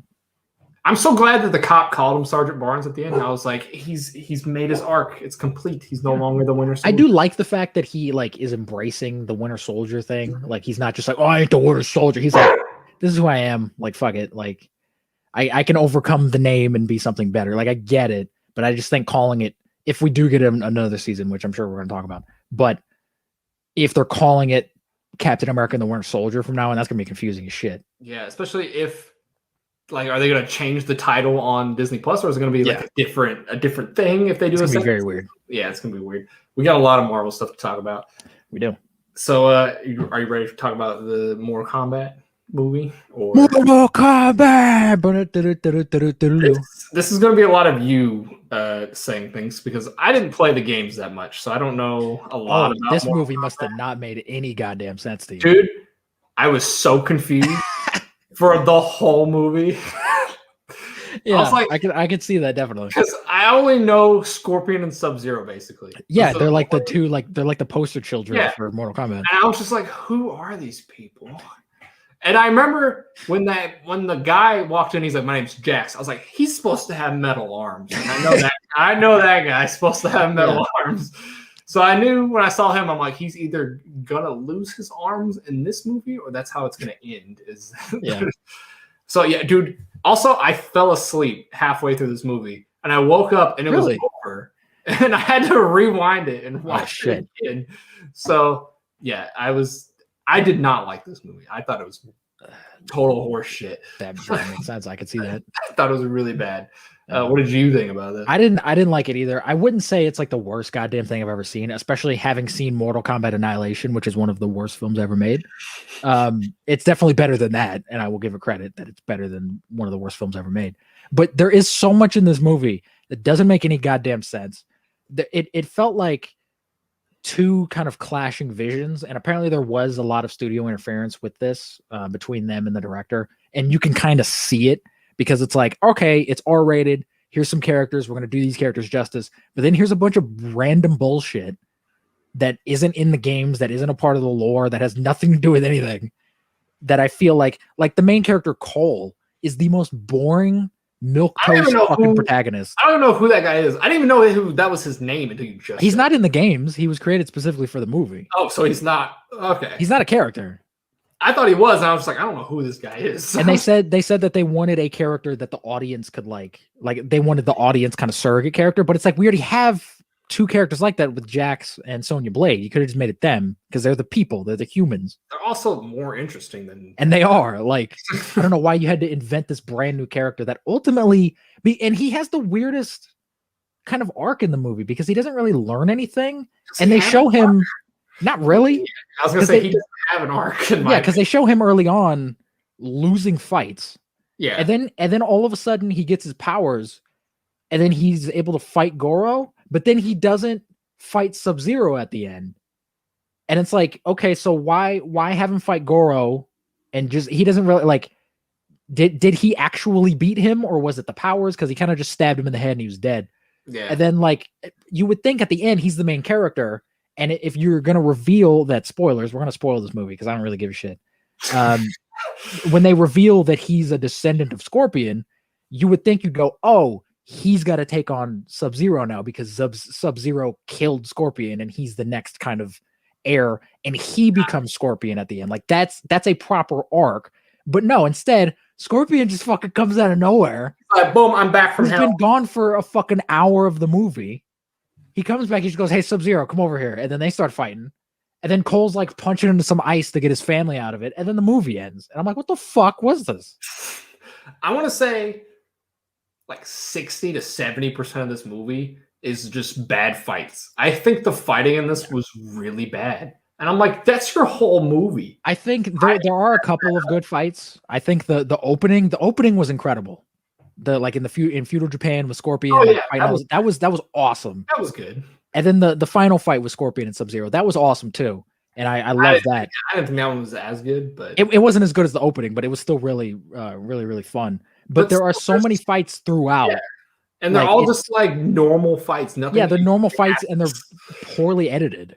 Yeah. And I'm just like, your whole movie is about fighting, and you messed it up. So and it's fascinating to me because we live in a world with, the Raid movies. I don't know if you've seen the Raid movies, but those are some of the best action movies ever made, and they have some of the best action ever filmed. And if you're making a movie that's about fucking martial arts, you would think you would want to like rival those, like you would want to compete against those. But no, we have normal standard action scenes, and I'm like, what the fuck? My favorite character was that one guy that shoots a laser out of his eye. Kano was the best fucking character in the whole movie. He was the only guy, and he's dead. He's dead, and they killed a lot of people. They're just gonna like, because I have. I'm gonna say one of my pieces of news because we're talking about Mortal Kombat. It's about Mortal Kombat. The Sub-Zero actor is signed on for 4 goddamn more sequels. Well, Sub-Zero in the games, that version of Sub-Zero does come back as a different character, Noob Saibot, so he'll be back. But still, like, you killed off a lot of villains, I feel like. In this movie. But I feel like if they wanted it to be Mortal Kombat, like, people are going to have to die. Like, that's the whole, like, thing. People die. But the deaths weren't even that good. They weren't, which was disappointing. Like, it was cool that they incorporated fatalities, but all of the fatalities were from games. Like, we've seen those before. Like, Kung Lao's fatality when he, like, threw his hat down and it was spinning and he, like, rode the dragon lady, like, into the blade. That was cool, but that was in Mortal Kombat 9. Yeah, I was gonna say I don't. Like, we've seen that. It wasn't like a big thing because we've seen it. I don't even play the Mortal Kombat games, but I've seen that before. Yeah, it's an iconic as fuck fatality because it's awesome. I mean, it looked good visually. It looked cool. Yeah, it looked cool visually. But it's like I've seen it. You couldn't come up with something else. Like, yeah, and that's kind of that honestly to me speaks with this whole movie where it's like you miss the point of Mortal Kombat. Because the reason people like the fatalities isn't just, oh, there's blood and gore and whatever. It's the creativity behind them. Right. What are they going to do this time? How are they going to, like when they like punch somebody and then pull their spine out of them? Yeah, it's how creative can you kill someone? I don't just want to see the same shit.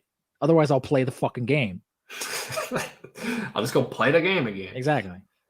And then I understood the end. I knew that guy.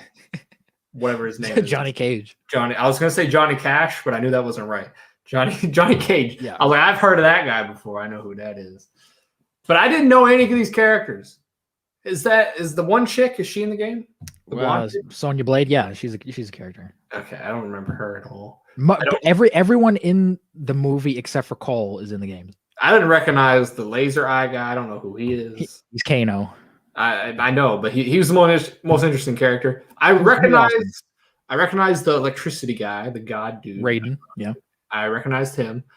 I thought he and the blade hat guy. I thought they were the same character, but apparently not. Why? Because they wear hats and they're both Asian. You fucking racist. Yeah, they wore similar hats. That's the only reason. I remember the guy who sucks out people's souls because that's a meme. Shang Tsung. That guy, that actor. I like that actor. That actor's a good actor.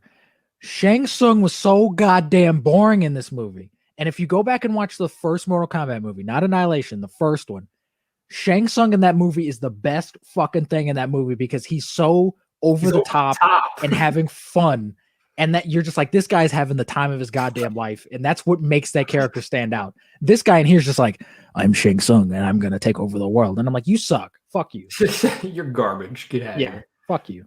Is there a guy named Smoke or Shadow or something in the game? Is that a thing? Smoke, yeah, Smoke is a character in the game. Is he in this? Is that one guy? Okay, who's the one guy that's like can move really fast? I don't know. That's Cabal. I don't know who that guy is. Who's also in the games. Cabal's pretty cool in the games. They really misuse him.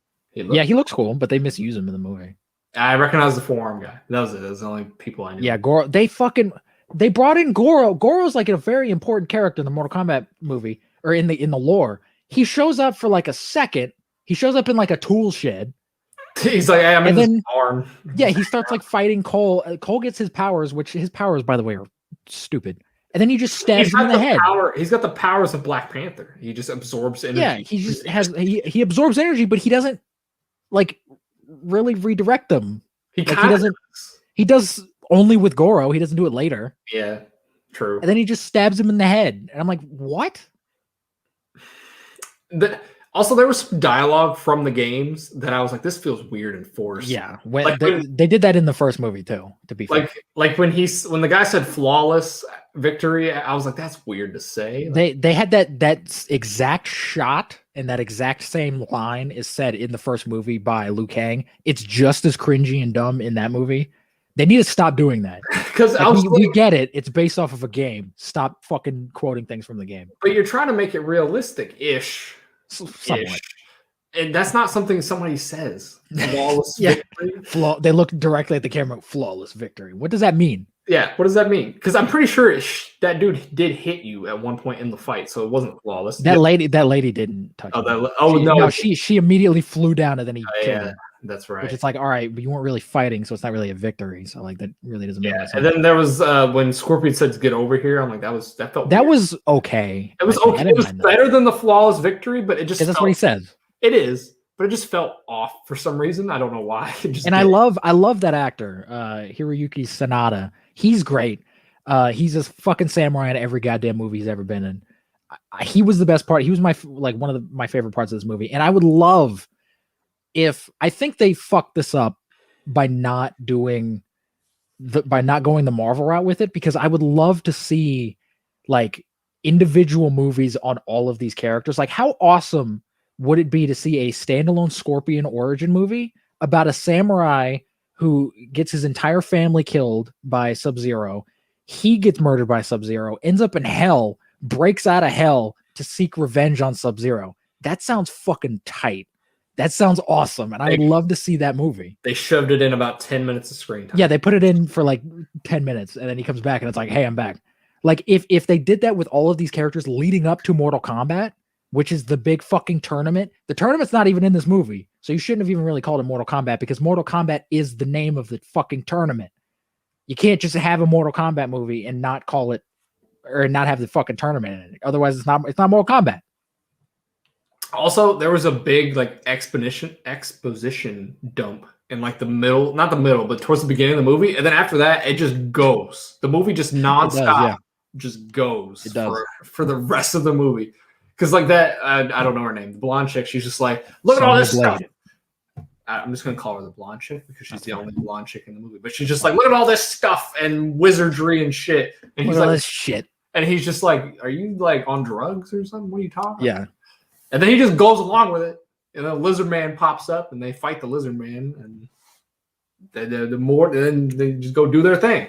I'm just like, and none of them are really like phased by any of the stuff. You just saw a giant lizard. Yeah, and also I was a little mad at that part of the movie because her and Jax were supposed to be like best buds, and she's like, "Oh, he's gone. I don't know where he is. Fuck him." Yeah, and then she didn't care after that. She's like, "Okay, whatever." And then she sees him again. She's like, "Oh no, I forgot about you. I'm so sorry." Oh, I'm sorry, buddy. I forgot about you. Yeah. How funny was it when you saw Jax and his little tiny baby arms? That was stupid. That was hilarious.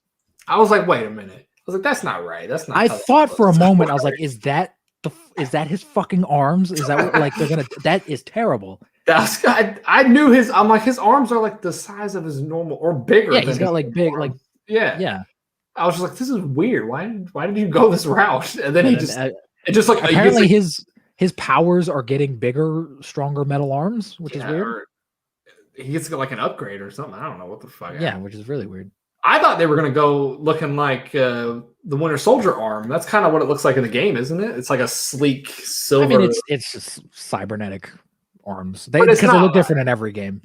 But it's not like robot looking. I thought it looked sleek and shiny. No, they're usually like pretty robot looking cyborg arms. Is it? I don't know why I thought they looked like. I mean, they're a little sleeker. Like you don't see like all the parts and shit in them, but they're still like they're silver arms. Like you can tell they're robots. How'd you feel about the CG in this? You think it was? I thought the CG was fine. I thought it was much better than. Better have been. It got delayed like twice. So every movie coming out in the next year should look amazing CG wise. Yeah, it's all been delayed. Yeah, so. I thought the CG was fine. That's not like the issues I have with the movie. The CG is not one of them. Maybe we're looking too far into this. Maybe this isn't a thing we should deep dive study into. This is like, just turn your brain off. But see, here's the thing though, that I would agree with that. Like, oh, it's a turn your brain off, have fun. If the action was better. Yeah, the action sucks in my opinion. Because it's the same thing that like when I watched Ninja Assassin, I was like, okay, if they went into this going, the story's not the best part, but like we're gonna have some awesome action scenes in it, and that's really the purpose for this fucking movie. I could forgive and go, hey, the action's fucking awesome, and it's just like turn your brain off and just watch some cool action. But there's not really very many cool action scenes. And the coolest part of the movie, the opening of the fucking film, is on YouTube in its entirety. So you can just watch that. Yeah, it's like your whole selling point is the action, and you didn't do it well. So yeah. Do you recommend this to anybody? Do you recommend to watch this? I don't, because I've seen reviews of Mortal Kombat fans saying that like it kind of isn't really Mortal Kombat and it's kind of weird.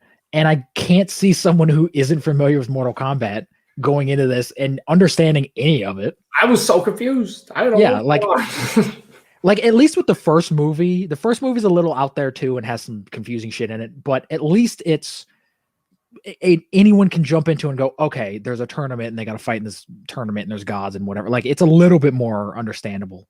This movie's just like, oh, there's a tournament called Mortal Kombat, but we're not in the tournament, but we're doing a mini tournament at the end. What? Like, yeah, it was. What is going on?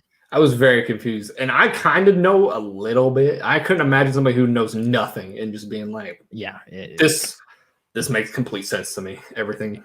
And this movie also kind of ripped off the animated Mortal Kombat movie too a little bit, because that opening Scorpion scene is literally like from the animated, like beat for beat the same. Not exactly like beat for beat, but there are some shots that are taken from the animated thing. But it's like the opening of the animated thing is like Scorpion's family getting murdered and him killing all these ninjas like in his village, and then him dying and going to hell. Like it's the same thing.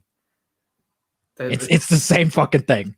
They can't write on their own, apparently. That's what it sounds like. No, apparently not. The animated movie is solid. It's not great, but it's solid. It's solid. It works. Because it kind of forgets that it's supposed to be about Scorpion.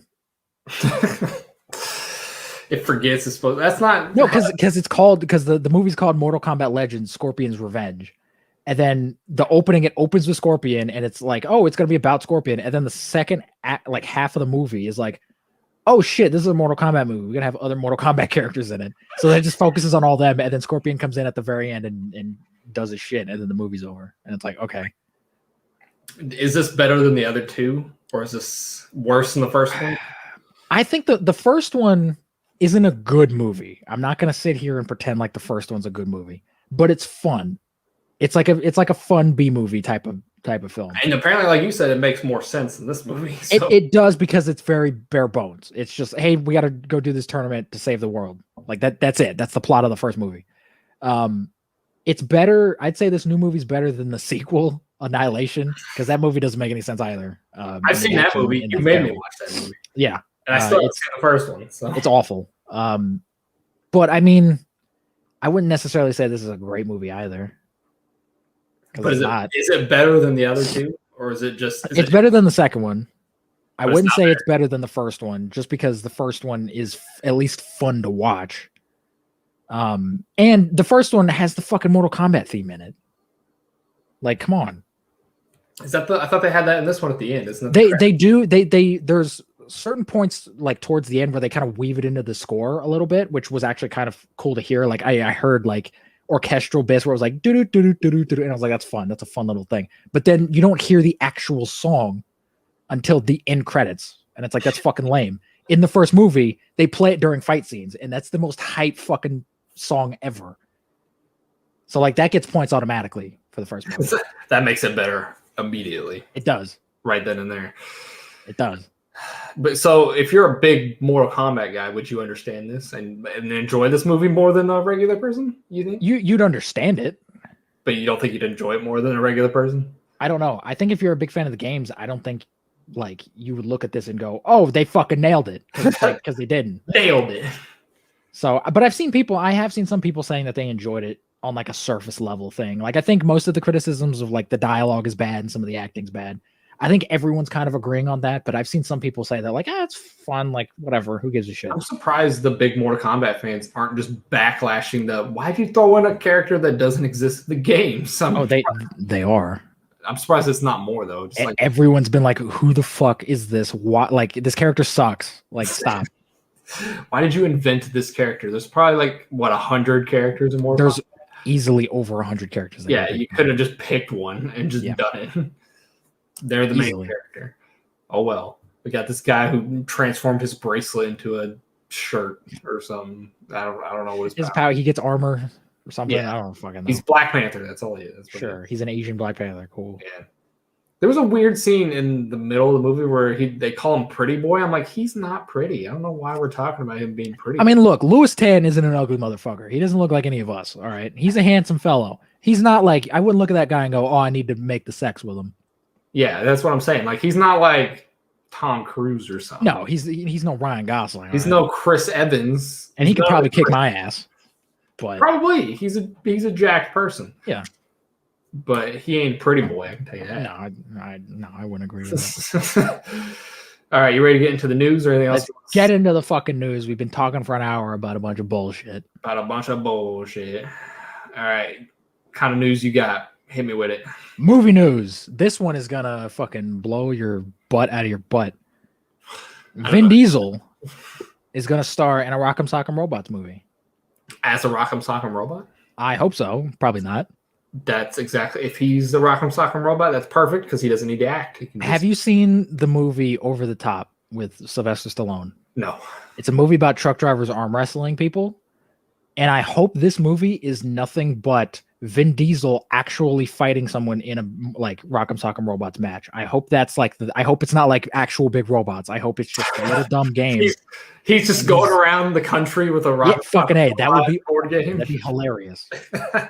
Make that. If it's not that, I don't want to see this. If it's not that, you're just making Real Steel again. That's what you're doing. Exactly. So because Real Steel was a Rock'em Sock'em Robots movie. That's what a realistic version. That's what it was. Yeah. Sure. It's like, it was good. If you make Rock'em Sock'em Robots into a real thing, this is what would happen. Basically, yeah. Maybe this is Real Steel 2, just in the sky. We saw Real Steel in the fucking theater. Can you fucking believe that? That was a long time ago. That was like 15 fucking years ago. Yeah, a long time ago. Hugh Jackman was in that movie. He was. It's a pretty good movie. I like that movie. I like that movie. It's fun. I got some news on The Conjuring 3. Oh, fuck. Okay. Well, apparently a trailer came out, and I didn't even know about that. Yeah, there was. I didn't watch it because I don't care about any of these fucking movies. Apparently, the have you seen any of these movies? I saw the first Conjuring, and I was like, this is awful, so I didn't watch the other ones.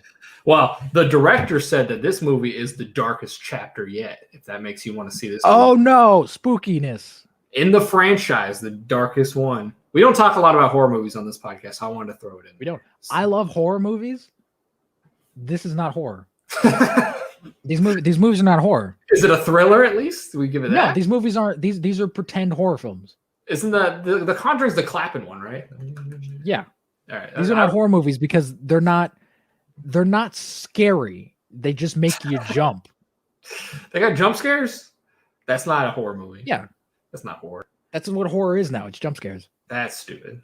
I don't like jump scares. That's they're not horror movies. That's what makes me not like horror movies. Is jump scares. I watched going back to what we watched earlier, and this I'm not going to talk much on it because I've seen this movie before. I'm sure everyone's seen this movie. I watched The Exorcist because it was on HBO Max. I watched The Exorcist, the original The Exorcist. That movie made me shit myself. And nothing on the couch the other day. Nothing happens. Like it's a very slow, like boring fucking movie, but just like the imagery of it, the final fucking like when the exorcism actually happens, it's the most like blunt matter of fact. There's no music. It's just like a bed moving around and people screaming at each other. But that shit's terrifying. It's fucking unnerving and creepy. That's why that's a horror movie. I was gonna say one of my favorite horror movies is Texas Chainsaw Massacre, and that's why Texas Chainsaw Massacre is a horror movie. Yeah, because it's not jump scary. It's like this is creepy, and Texas Chainsaw Massacre is kind of based on real events, so somewhat. It makes it even more scary. It's like okay, like this actually happened to people. Same thing with The Exorcist. I think isn't that based on real events or it's based on a book? But I think it actually happened. Like it's I don't know how if the book's based on anything or not. I think it's based off of something.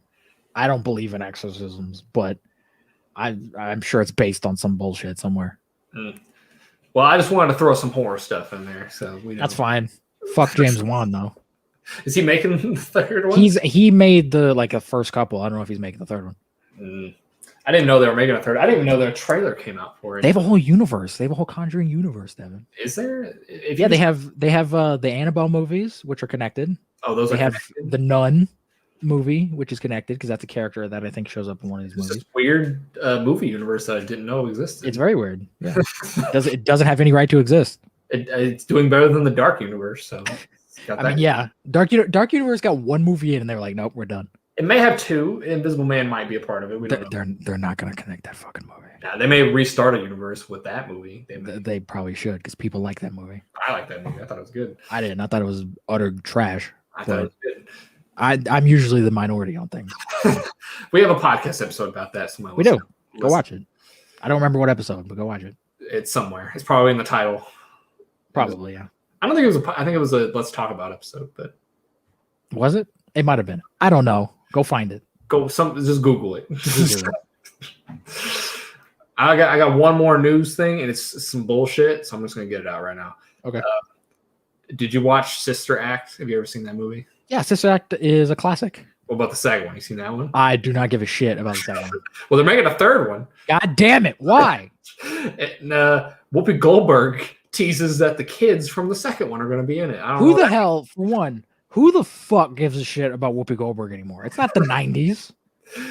Nobody gave a shit about her in the 90s either. Stay on The View and have your weird, stupid opinions, old lady. Like, who the fuck has been sitting around being like, man, I really want a Sister Act 3. Nobody liked the second one. I've never seen any of them, so I don't even First know one's great. The first one's really funny. It's hilarious. It's a classic. My grandma showed it to me when I was really young because she likes old black people movies, and that's a black person movie, I guess, because it stars a black lady in it.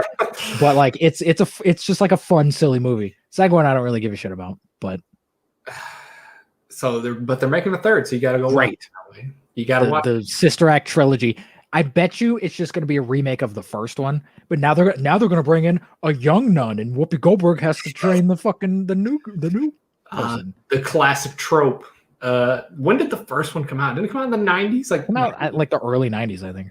I was gonna say, I want to say like 92. That's what I want to say. I think, yeah, somewhere around there. It's been almost 20 years, 30 years at this point since they. There's a reason it didn't get a third one, because the second one was bad and it didn't make any money. Well, 20 years later, Wade, they think they can do it and do it right this time. Cool. I hope this movie bombs and we never hear about Sister Act ever again. I've been saying that with every Terminator movie that's ever come out, and it doesn't happen. So I don't think this will happen. I mean, yeah, that's true. But Terminator is different than fucking Sister Act, though. Terminator is like an iconic, like, people know what the fuck Terminator is. Nobody gives a shit about Sister Act. Like, I like the movie, but like, no one cares. Do you think this will even get a theatrical release? I mean, it'll probably be like a Netflix, Amazon movie somewhere. You're gonna watch it. I know you are. It'll be like Coming to America. Like, I still haven't seen, but I heard it was terrible. So my parents watched it. I didn't watch it. Did they like it? I don't know. I didn't ask. I didn't want to know because I'm not gonna watch it. Leslie Jones is in it, which is a real big turnoff for me. I fucking hate Leslie Jones. Who's that? She's the Ghostbusters lady that screams. Oh, that's her entire shtick. Hey, I'm loud. I know exactly who you're talking about. And I bet she's just that. Is she going to be in Sister Act 3? It wouldn't surprise me. You bet your goddamn ass Leslie Jones is going to be in Sister Act 3, all right? She's going to be in it, and she's going to ruin it. She's going to be the young person that's going to be... Probably. The new nun. And she's going to be all sassy and yelling, I ain't no fucking nun. Like, stop. And Whoopi Goldberg is going to be sassy right back. So Whoopi Goldberg is sassy. I love Whoopi Goldberg just as like a person in general, because Whoopi Goldberg does not give a fuck.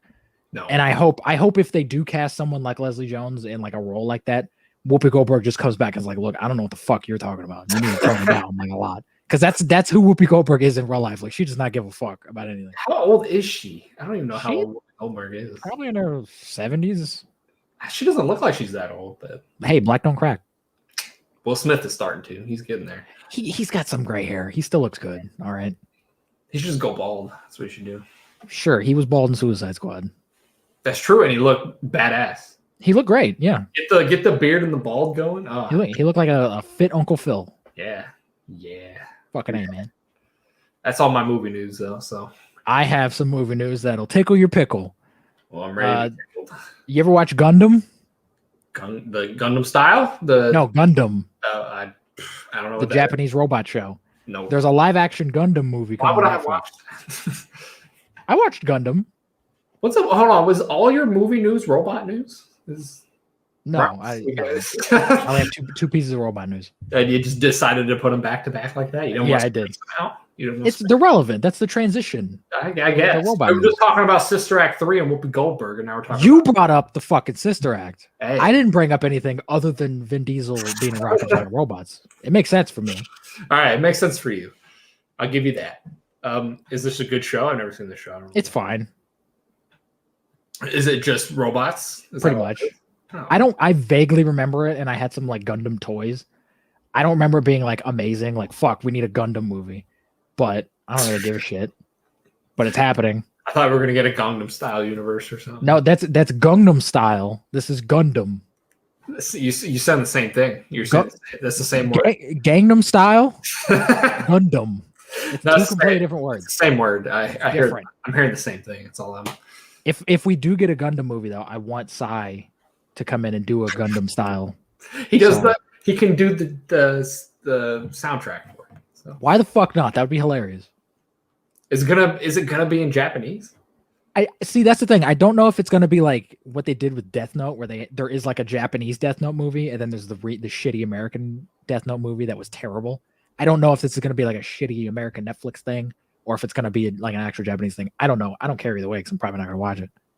Netflix needs to put out their other shows that they've been talking about putting out, like Assassin's Creed and Avatar, before they need to put out this. Like you need. Yeah, I know they've been talking about both of those things for like years now. And they're still talking about The Witcher 2 season 2 or whatever. Yeah, that's coming out this year. I don't know when. It needs to fucking come out. I feel like I've been waiting for season 2 for like a decade. You've been waiting since the end of season 1. That's how long you've been waiting, Wade. Yeah, and I feel like that came out 10 years ago. Nah, didn't that come out last year or did it come out 2 years? It came out in 2019. So 2 years ago. Yeah, but it's 2 years is a long time, all right? 2 years is a long time. I need my Witcher fix. You need your Witcher fix. Yeah. I think I just hold on. What the fuck are you doing? Oh, there we go. Sorry, I closed my app that had all my news on. There we go. Fucker. My bad. All right, continue. Speaking of being a fucker, Indiana Jones 5. We got some cast. I have this news. I have this some news cast also. for this. I heard Mads Mikkelsen's in it. Mads Mikkelsen and Phoebe Waller-Bridge. I hope Mads Mikkelsen is the villain. He is. Yeah. Which I love him. I think he's a great actor, and he keeps showing up in these big franchises for like one movie and then dying. He needs to stop that. But I love him. I think he's great, and he has like an Indiana Jones villain look. Like he looks perfect. He does, and he's somebody I feel like Harrison Ford could beat up on. So fucking A, hell yeah. So old ass Harrison Ford. Yes. And then I don't know who Phoebe Waller-Bridge is playing. I have a feeling she's gonna be his like goofy sidekick, and then he's gonna give the mantle to her for some reason. No, I feel like that's what they're gonna do. Bring in Stephen Young and have him play short. They're not gonna do that. That makes sense. Do it. It makes sense, but that's why they're not gonna do it. Do it. We got to give the Indiana Jones mantle to a woman for some reason. Shia LaBeouf? Where's I her don't name? know. Who plays Marion? I don't know. Karen Allen. I don't know. They're going somewhere. I don't fucking know. Where they at? It would be weird unless Phoebe Waller-Bridge, unless it's revealed that he has like some secret daughter out there. Like it doesn't make any sense for him to give the mantle of Indiana Jones up to anyone other than Mutt or Short Round. Exactly. Like it doesn't make any fucking sense.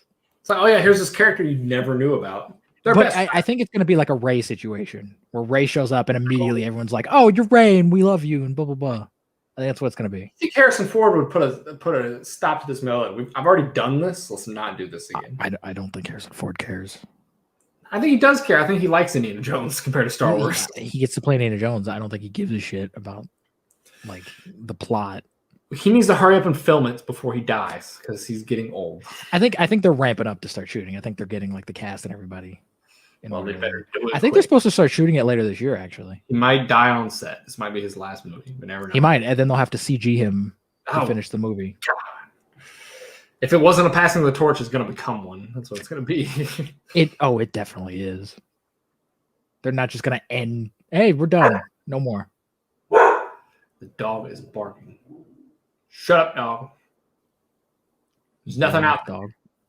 I can't see the dog. I don't know where it's at, but I can hear it barking. That dog sounded like it was indoors. You can't see It's it. inside, but there's a wall there. So I think he's behind the wall. An invisible dog. I think he scared the ghost away. It's okay. Oh, shit. Yeah, so get on that, Harrison Ford. Yeah, before you croak. Before you croak. What else we got? This is news that I don't know if anyone cares because I didn't see a whole lot of people talking about it, but Chris Hemsworth has joined the Mad Max Furiosa prequel. I don't know who he's playing, but he's in it. Nobody cares.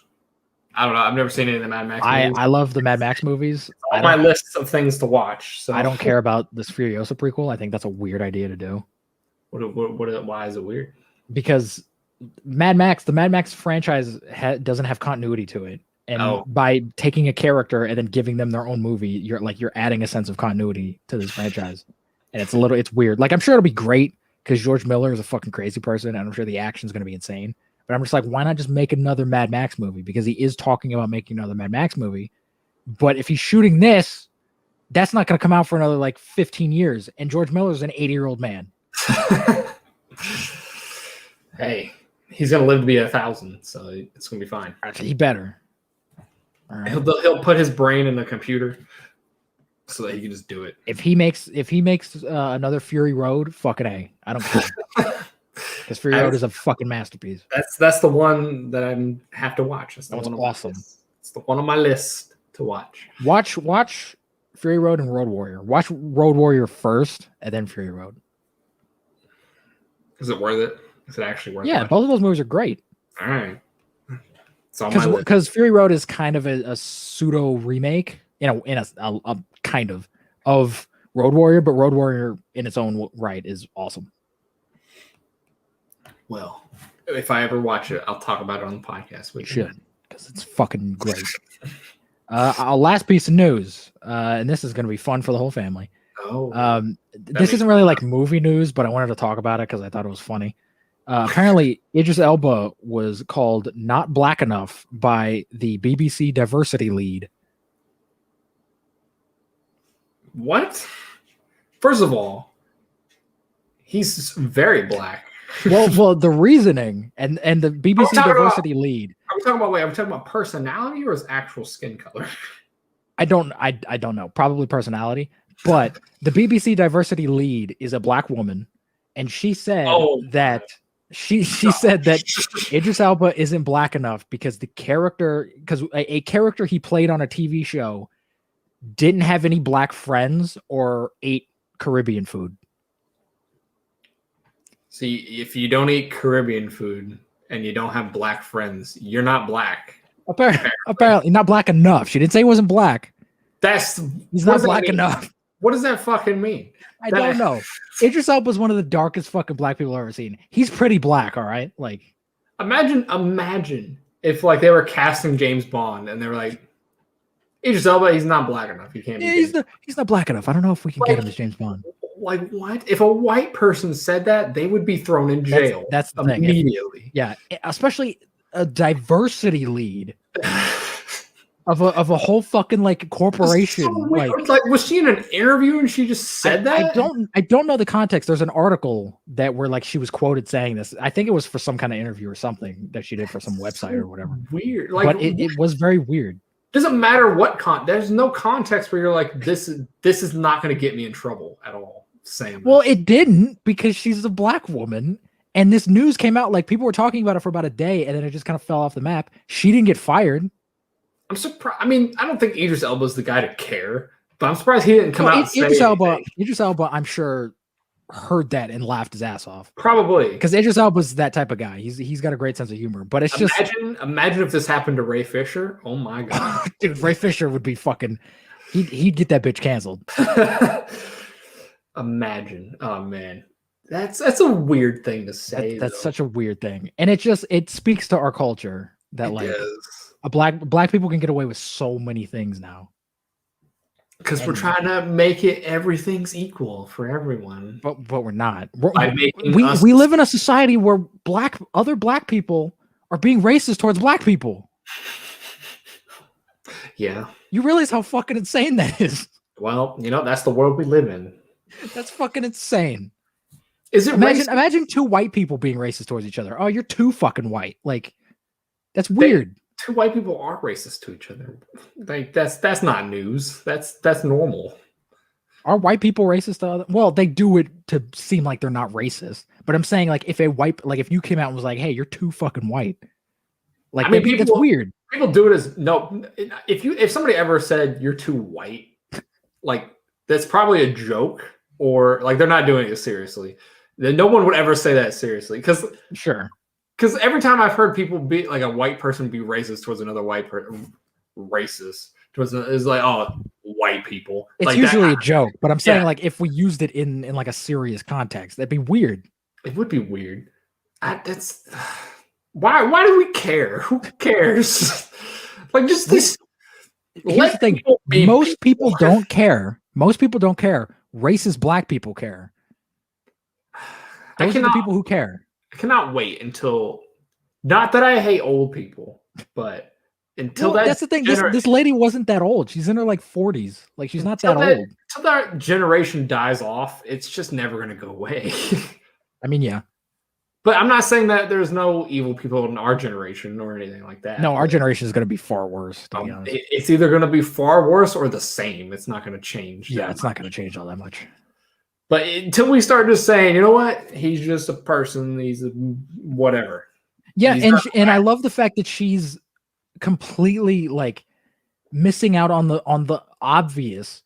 He's a black man who was the lead of a fucking TV show. Exactly. That was pretty successful and pretty damn good. You should be not praising him, but no, you should be. You're the diversity lead, and if your whole thing is, hey, black people, we need more roles or whatever, that's what. Talk about that.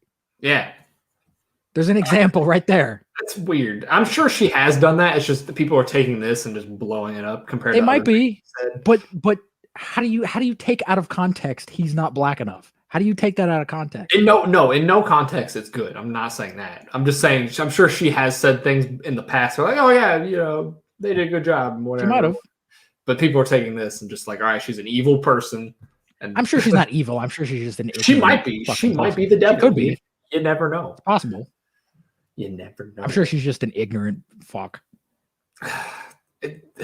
Especially now, like people, I'm surprised stuff like this happens nowadays with the amount of cameras and microphones on everyone at all times. I'm just surprised shit like this happens. Well, this happens all the time regarding black people because we can say whatever the fuck we want.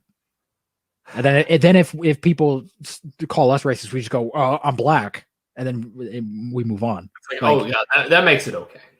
Yeah, basically, like that's for us being racist is okay now. Like that's the norm, which is insane. That's the norm. But that's just a piece of news. I thought it was hilarious. That is hilarious. I hadn't heard that until you just told me. Yeah, this happened like a couple weeks ago, but it's probably because I'm white. They didn't get the news to me. That's what it was. No white people.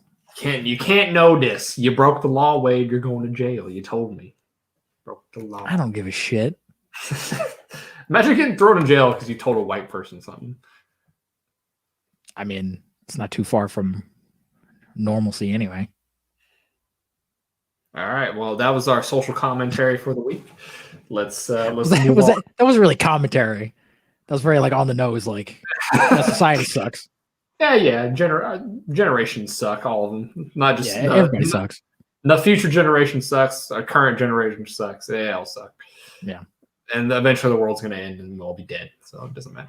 Yeah, none of this matters because we're all going to die one day. So. No, a meteor could come tomorrow and kill us all. That would be awesome. You never know. The plague, a bigger plague could happen tomorrow. You just never know. The bubonic plague comes back. That could happen. Apparently, this is a weird fun fact that's not at the end of the podcast episode, but I'm going to say it anyways. Apparently, like 4 people a year still get the bubonic plague. What? Are you fucking serious? Yeah. Like there's about 4 cases a year worldwide of the bubonic plague. That's bizarre. Nuts. That's like people who still have leprosy. Like you realize that's an old like pirate disease that people still have. Like that's like insane. Like if I went to the doctor and they're like, "You have the bubonic plague," I'd probably have an anxiety attack. Like I wouldn't believe them.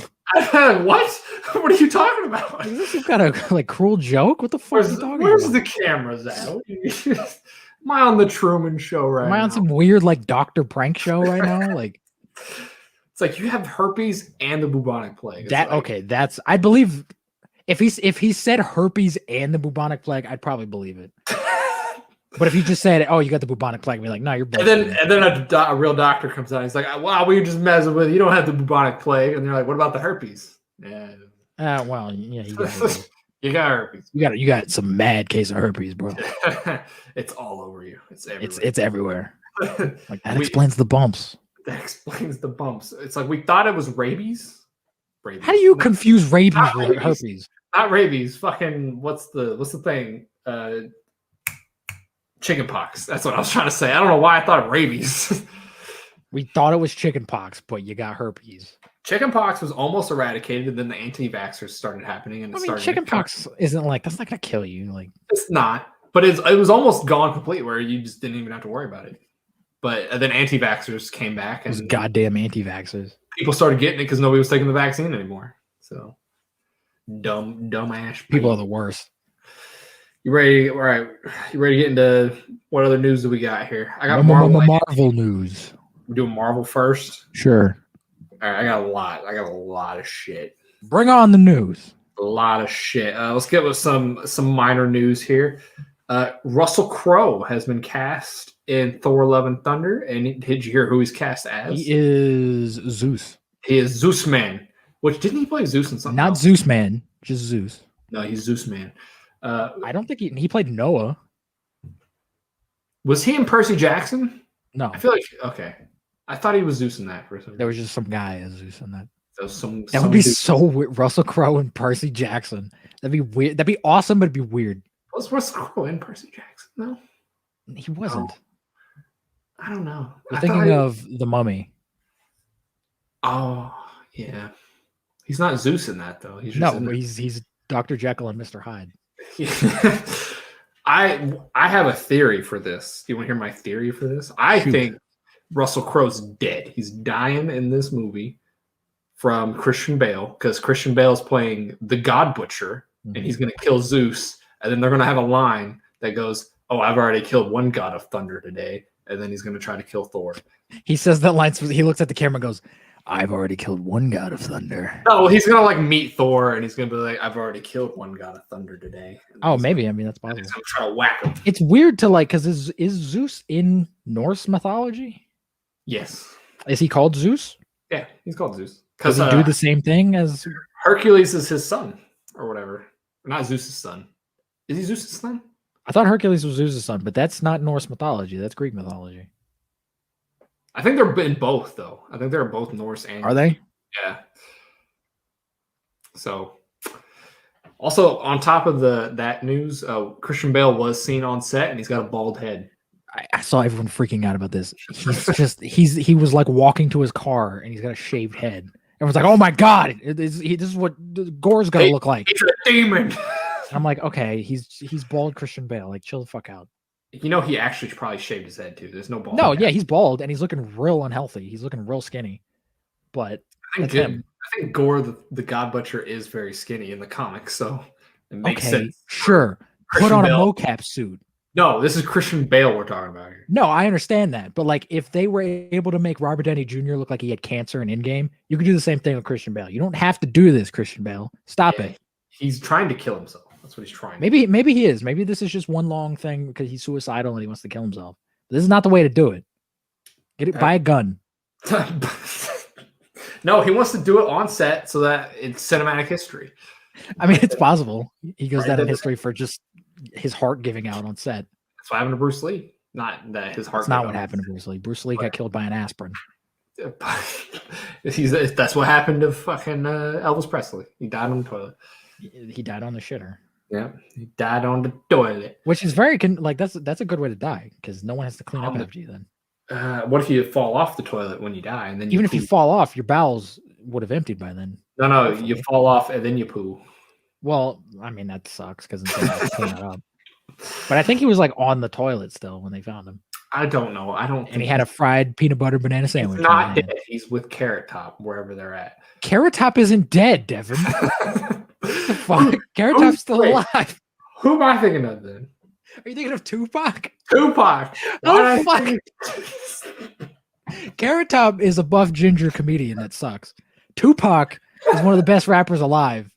Who was like a real life gangster? All right, like how the fuck do you confuse the two? Let's edit that. Let's redo it. Jesus Christ! No, that's staying in. I thought Carrot Top was dead for some reason. No, Carrot Top's still alive. Did he get career's shot dead a couple years ago or something? Carrot Top? Yeah. That would surprise me. Carrot Top's like the whitest motherfucker in the world. Why is he getting shot at? Doesn't mean he can't get shot. Anybody. I mean, I guess.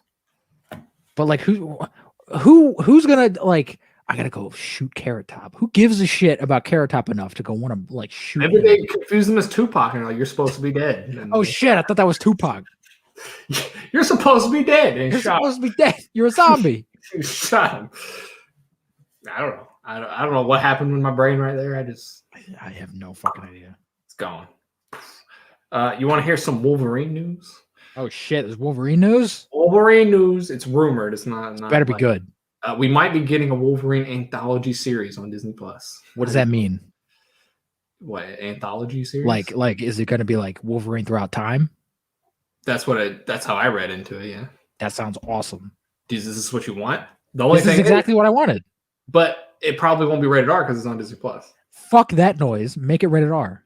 It's on Disney. They want to put it on Disney Plus though. Well, I mean, to be completely fair, if we're looking at this from a business perspective, Falcon and Winter Soldier was pretty damn mature for a Marvel property, and it wasn't rated R. So they could make a pretty like hard PG-13 show. It gotta be the stabbing and you can stab somebody in a PG-13 thing. I mean, sure, but you can't like rip their guts out or whatever. Sure, we don't need that. I don't want to see someone's entrails coming out. This isn't Mortal Kombat. I do. Right? I want to see that. I mean, I don't think we're ever going to see an R-rated Wolverine ever again. I think we got it with Logan, and that's the only time we're ever going to see it. We might when the MCU's gone and dead. Well, yeah, but that's not going to happen until we're dead. Like, oh, when Kevin Feige dies is when it's over with. No, I'm sure Kevin Feige is training his replacement right now. It's me. I'm actually the replacement. Shit, that would make a whole lot of sense, actually. That's why I wear the hats. Yeah, Kevin Feige Jr. Kevin Feige Jr. Let's see what else. What else we got here? I'm trying to keep these in semi-order. I got another Disney Plus thing. Dave Bautista was interviewed the other day, and he said he does not want his own Disney Plus series as Drax. Good. He doesn't need one. He said that would be awful, and he hates wearing the makeup. So I love Dave Bautista. He's such like a real nigga. Like I love him. Like yeah, why do you have a Drax show? What would that be? I don't think there was anything about a Drax show. I think somebody just asked him like, "Hey, if there was a Drax show." Yeah, some moron out there wants a Drax show, and he's like, "Hey, is there any news about a Drax show?" And he's like, "Yeah, that's a stupid idea. It's dumb, and I don't want it." Yeah, I love that. I think that's great. But yeah, he basically was just like, "Yeah, fuck the makeup. I ain't doing a whole show." I'm sure that makeup is terrible. Especially him, he's got to do full body upper half. At least Gamora, you can just do like the arms and the face. I mean, even Gamora's like that's still got to be like a hard thing. Like, I'm sure it is. He probably spends more time in makeup than she does. But even like both of them probably show up on set and spend like 8 hours in makeup and then go shoot another 8 hours. Like that's fucking nuts. Yeah. And then Chris Pratt just shows up and he's like, "Hey, I'm eating hamburgers. Hey." And Bradley Cooper doesn't even show up. He just he shows up for a day and screams into a microphone and gets paid $1 million. That's why if they're gonna do a show, it's gonna be a Rocket and Groot show. That's what I imagine they would do. I would love a Rocket and Howard the Duck show. They would never do that, but make it. They would never do that. Why not? They just never would. That's bullshit. Let's see. I got a lot of Spider-Man stuff, but I'm trying to leave it together. So shit. We got. I know you know about this news already. Emilia Clarke, or is it just Amelia? Amelia Clarke. She flew across the Atlantic. That's Amelia Earhart. I know. It sounds spelled differently. She joined the cast of. It sounds the same. Amelia's a pretty common name. She joined the cast of Secret Invasion, which we were talking about earlier. This is going to be an Avengers level show, is what I've heard. Basically, the whole MCU cast is in this, based on what I've heard. I know you were kind of mad about her being cast in this. I'm not mad. I just think I don't think Emilia Clarke, she's not the worst actress in the world. She's actually like a pretty solid actress. I just find it hilarious that like these big franchises keep casting her as if she's like the seller. Like we got Emilia Clarke. People are going to come see this. She was in the Terminator franchise, and the one movie she was in bombed and everyone hated it. She was in Solo, and that movie bombed and everyone hated it. So it's just like, why? Like, she's not exactly like the ticket seller. She's not exactly like, oh shit, Emilia Clarke's in this. I gotta go see this. Like, it's just weird. I think she's gonna be the villain. That's my. I've heard rumors that she's either gonna be the Skrull Queen or She's going to be the founder of Sword. I've heard rumors about. I don't know the name of the founder of Sword, but I'd rather her be the Scroll Queen. But I don't know. Would she sit in makeup for that long? If she wants to get paid, she will. I guess. I don't. How do you feel like this show's going to work? I have no idea. This has to be like each episode of this show has to be like 2 hours. You think? I've heard it's going to be like Falcon and Winter Soldier, where it's like 6 episodes. That's fine. Make each episode 2 hours. How the fuck are you going to get Secret Invasion in 6 like 40-minute episodes? That's weird. Well, if they do it like Falcon and Winter Soldier, they could do 6 hours, and that's Infinity War and Endgame put together. So yeah, but if we're looking at Falcon and Winter Soldier, though, if we're being like honest about the times, 20 minutes of that show is credits. Yeah, there's a lot of credits. Like those episodes are about 40 minutes each, and then there's like 10, 15 minutes of credits, which is insane. So like if they are gonna do that, we're gonna get 40 minutes of Secret Invasion and even if it all adds up to about 6 hours or around there somewhere, Secret Invasion is like a big thing. It is. Like you need a lot of time and a lot of screen time to really do that right. Because it's not like Thanos and stuff where it's been building up for years and years. This is something that's going to happen. Like we're going to introduce it in the show. Yeah. So I don't know if people will like 6 2-hour, like that's 6 movies. Basically. Game of Thrones, every episode of Game of Thrones is like 90 minutes. Still, that's 6 movies. That's if it's good, people aren't going to care. Maybe. And maybe don't make it a weekly thing. Maybe have an episode like maybe have it be like a monthly thing. Like we get one episode a month that's 2 hours. Because they don't have to make it weekly. They can put out episodes whenever they want. They could put it all out at once if they wanted to. They can do whatever the hell they want. Yeah. I don't know. It's gonna be so because this is doing Infinity War again, but you're doing it with a show this time. Basically, yeah. So it's gonna be weird how they get this to work. That's a big cast, and that's if all the people that they're saying is gonna be in it. Basically, it's everybody. Everybody who didn't die in the last Avengers movie. Yeah, and I've heard Charlie Cox is gonna be in it too, which is exciting. So yeah, and it's gonna be and they're gonna be introducing some of the new characters that they're getting into now and stuff. Like I'm sure maybe the kids from WandaVision might be in it, whoever else they're introducing and stuff like that. It's gonna be weird. I don't know who the main character is gonna be because Iron Man and Cap were the main characters in the other. It'll probably be Sam and Don Cheadle probably. Nah, it's gonna be Captain Marvel and probably Sam if I had to guess. Captain Marvel. Yes, probably. That's a good call. That would be my guess. And it might be. I would have said Black Panther, but since Chadwick Boseman's going, I don't know. That's gonna fuck, man. That's gonna suck that he's not gonna be able to be in that. Yeah, I'm sure they wanted him to be in that, but that would have been awesome. So yeah, I don't know how that's gonna work. Speaking of Captain America, we got Captain America 4 happening. We did, which is a little weird to me. This has been confirmed. So like this is happening. Yes. Captain America 4. And it's with Sam Wilson. It's not with which is cool. Steve Rogers. So how do you feel about this as a big Captain America fan? I mean, I think the Captain America trilogy is the best. Like those are some of the best movies in the MCU. I love all 3 of those movies. And they're all very different, but if you watch all 3 of them, they all have like a very consistent kind of through line to them. I think that doing a Falcon like trilogy would be cool, but I just think that like we have a show. Why not just make a season 2? I think they are doing a season 2 also. But what is that show going to be then? I think maybe they're saving the show for more Falcon and Bucky stuff, and this is just going to be a Falcon thing that happens. I don't know. I know it's with the same. The showrunner is doing Cap 4. He's also it's the same showrunner, but that's just weird to me because it's like you have a platform where you can do it already. Just do that. Because I know the showrunner guy says he wants to do a season 2, but maybe they're like, hey, we're going to do a movie instead. Maybe they're not going to do a season 2. I don't. That's possible. I mean, if they do a movie, that's fine. I don't hate it.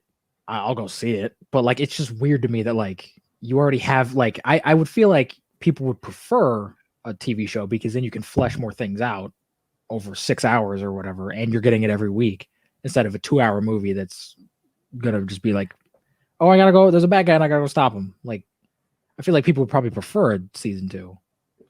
I think I would, but I also kind of want to see what they do with a Captain Falcon, or whatever his name is. I do too. You could do that in the show. You could. I don't know. I kind of want a Cap 4. I want to see how they do it. Because honestly, this show feels like a Cap 4. It kind of does. It's honestly like it kind of does, honestly, yeah. Because it feels like it rolls right into the previous Cap movies and Endgame, and so it rolls right into those. I feel like you could watch those movies and then watch the show and be, oh yeah, I understand what happened. You don't even need to watch Endgame. You can just be like, oh, Cap died. Well, I think there's some stuff brought up that no, I think you need to watch Endgame. Because like they talk about the blip and people disappearing and stuff. Like you need that's important. Like who hasn't seen Endgame at this point though? I'm not saying they haven't. I'm just saying like if you need to kind of watch that in order for some things in the show to make sense. Well, that's what they did with Phase 2. Like, all right, you have to watch the first Avengers movies to know the first Avenger movie to know what's happening in Phase 2 type thing. Cool. I mean, not really. Some of them, but like for Iron Man 3 maybe. But like Cap 2, you can just watch on its own. Yeah, I guess. I don't know. I feel like the blip is going to be a big thing going forward, though. It's going to. It's definitely going to. They're definitely going to touch on it a lot, probably. They've touched on it in the past two shows, which is cool, and I love that they're fleshing that out. I love what Falcon and Winter Soldier did, and I hope more of the movies touch on it. To be honest, rather than just TV shows. I want more stuff that happened in between that, though. In between Infinity War and Endgame. Yeah, I want to see. I want a movie set in that time. That's not. We didn't get enough of that time period before everybody came back. Which is fair because you can't really do like we have a plot. Like we got to get going. We gotta get some shit done. We're already 3 hours in. I mean, you can't do more. But that's where the shows can come in. You can kind of flesh that out a little bit and do more stuff. Yeah. I hope Moon Knight's set during that time. It might be. I have no idea. Cool. We haven't heard anything about Moon Knight, and I don't have any Moon Knight news, so nothing new in the Moon Knight. Do you know who Adam McKay is? Yes, he's a famous writer-director. Yes, and he wrote Ant-Man? Or I think he wrote like a draft for Ant-Man. He did like Vice, he did like Step Brothers and stuff. Well, he's apparently going to be writing Fantastic Four, the MCU Fantastic Four thing. And he says he wants to do a potential Silver Surfer plot. I'm just like, we already did that. Don't do that again. Don't put. I would love a Silver Surfer movie without the Fantastic Four. Don't pair them together. Just do a Silver Surfer movie. That's what he said he wants to do. I don't know if that's what he's going to do. Fuck what he wants to do. Do what I want to do. Go listen to Wade. Don't you guys listen to me? All right. Because Silver Surfer. I don't know if you've seen the Silver Surfer cartoon. That cartoon was awesome. And I would love a like standalone Silver Surfer film. I think it could be rad. I don't need the Fantastic Four connected to it. Is a good enough character. He can stand on his own. So I don't. Yeah, he really could. I mean, I know in the comics he does do a lot of stuff with the Fantastic Four, but I don't know why they keep. I mean, so does Spider-Man. So does Spider-Man, but Spider-Man's not going to be in this. So it's like, why? He might be. He might be in. Maybe not this one. You think Sony would let Spider-Man be in a Fantastic Four movie? He's got one more crossover movie. Maybe it's Secret Invasion. I don't know. I don't know. I'm sure they re-upped his deal though. I'm sure he's gonna be in it. I'm sure they probably got some shit worked out. And then I got some Doctor Strange 2 stuff, and the rest of it is Spider-Man stuff. So shit. Doctor Strange 2 is a rumor. It's not confirmed, but it might. Donald Glover might be in Doctor Strange 2 as the Prowler, maybe. Okay. I just want more Donald Glover. So I mean, cool. He has no business being in the movie, but like, all right. If Toby's in it, they could. But Toby being in it, like that's gonna be. I'm sure in Doctor Strange 2, he's gonna have a cameo. No one knows who the Prowler is yet. No one's gonna go, oh shit, it's the Prowler. No one's gonna. They're gonna see Tobey Maguire and go, holy shit, it's Tobey Maguire, Spider-Man. Who's that guy he's fighting? Is that Black Panther? Yeah, exactly. He's a black man like, stealing shit. Like that's racist. That's racist. Like they're not gonna know. What if he's in Spider-Man 3 and they that's fine if he's in Spider-Man 3 because he's a Spider-Man character. Well, if Toby's in Doctor Strange 2, so maybe if he's in Doctor Strange 2, I think he might be. Maybe it's a multiverse thing. Maybe he's a different version of Donald Glover out there. Fuck. What if he's an alternate version of Miles? Ooh, could Fuck, be that. I want this now. He could also be Lando Calrissian. Don't do that. Leave that alone. Never bring that up ever again. Let it die. Let it die. If he's like a not like an old man Miles, but like a older version of Miles and like a different thing. Fuck, I want that. Peter Parker died really early, and he just became Spider-Man. Yeah, and he's just been Spider-Man for like 5-6 years. Like, fuck yeah, man. that'd be awesome. That'd be cool. I want Doctor Strange to just get wacky and weird with. I have a feeling Sam Raimi is a very wacky, weird person, and if you've seen like Darkman or the Evil Dead movies, he's a fucking weirdo. So he'll probably make a weird Doctor Strange movie. That's what I want. I want some weird fun. And I hope Marvel doesn't fucking restrain him. I want Sam Raimi to be Sam Raimi, goddammit. I don't think they will. I think they'll let him do his thing. What's her name? Elizabeth Olsen said that it is a horror movie. So maybe, I don't know how horror it's going to be, but she did say that it'll probably be like an Evil Dead, like a horror comedy. I'm sure there's going to be plenty of jokes. That's exactly why they got him for that role. Yeah. Sam Raimi. So he's a horror director. Yeah. And they love the MCU comedy. So they're just like, let's put it together. He's just going to do Evil Dead again, which basically. I don't have a problem with because his Evil Dead movies are great, but basically. So that's totally fine. All right, the rest of this is Spider-Man stuff. Before we get into Spider-Man, I don't know if you have this on your list. We got a fucking Shang-Chi trailer. Oh, it's the Shang-Chi or whatever? Well, technically, you big racist, it's pronounced Shang-Chi. Wow. That's how the name is pronounced. I totally forgot about this trailer. So I'm glad you brought it up. I'm going to right out the gate here. I wasn't very impressed by this trailer. Really? Yeah. I enjoyed it. I'm not saying I didn't enjoy it. I just wasn't impressed. I don't think it's like the greatest trailer in the world. I think it was definitely more of like a teaser than anything, where it's just kind of giving you like, oh, here's Shang-Chi doing shit. It was a teaser. That's what it was. But like, I think we got enough glimpses of the action where I'm like, this is gonna be fucking awesome. It does look awesome. It didn't touch on his power, so I think people are gonna be like, is he just a guy? Isn't he just a guy? Does he have powers? He does have powers. He's kind of like Multiple Man. He can create like energy forms of himself to fight with him. So shit. I don't know if they're gonna do that in the movie, but that's what his powers are in the comic. He kind of does what Doctor Strange does. He can like astral project. He can astral project other versions of himself to help fight with him. So maybe this movie won't have that, but maybe like at the end he'll like get that or something. Maybe we did see the rings. People are pissed about this. Did you see that in the teaser? Yeah, they made them like gauntlets. That's fine. Yeah, they made them bracelets, and people are like, "They're not rings. They're still rings. They're in the shape of fucking rings. They're not rings on your fingers." Who gives a shit? I'm glad they didn't do that because then it would be like, oh, they're just like the Infinity Gauntlet. That's probably exactly why they changed it into bracelets. Exactly. I don't know how in depth they're going with these though. And by the way, just speaking about the 10 rings, if you look at the logo of the 10 rings that is already in the MCU, they are like rings that you wear like on your thing. So it makes sense. So everybody can shut up. Do you think, because we're supposed to get Fing Fang Foom in this, I'm just mentioning that, it has nothing to do with what I was about to say. Fuck. Are we? That's what we're supposed to. He's supposed to be in this. Damn, man. This is gonna be the best movie ever made. Fing Fang Foom is awesome. I've never in a million years thought they would ever bring Fing Fang Foom into the MCU, but I've heard he's gonna be in this. Who's gonna voice him? I have no idea. I don't know. I want Terry Crews. What, Terry Crews? That's weird. Why is that weird? I don't know. I just don't imagine his voice coming out of a dragon. He's a big dragon man.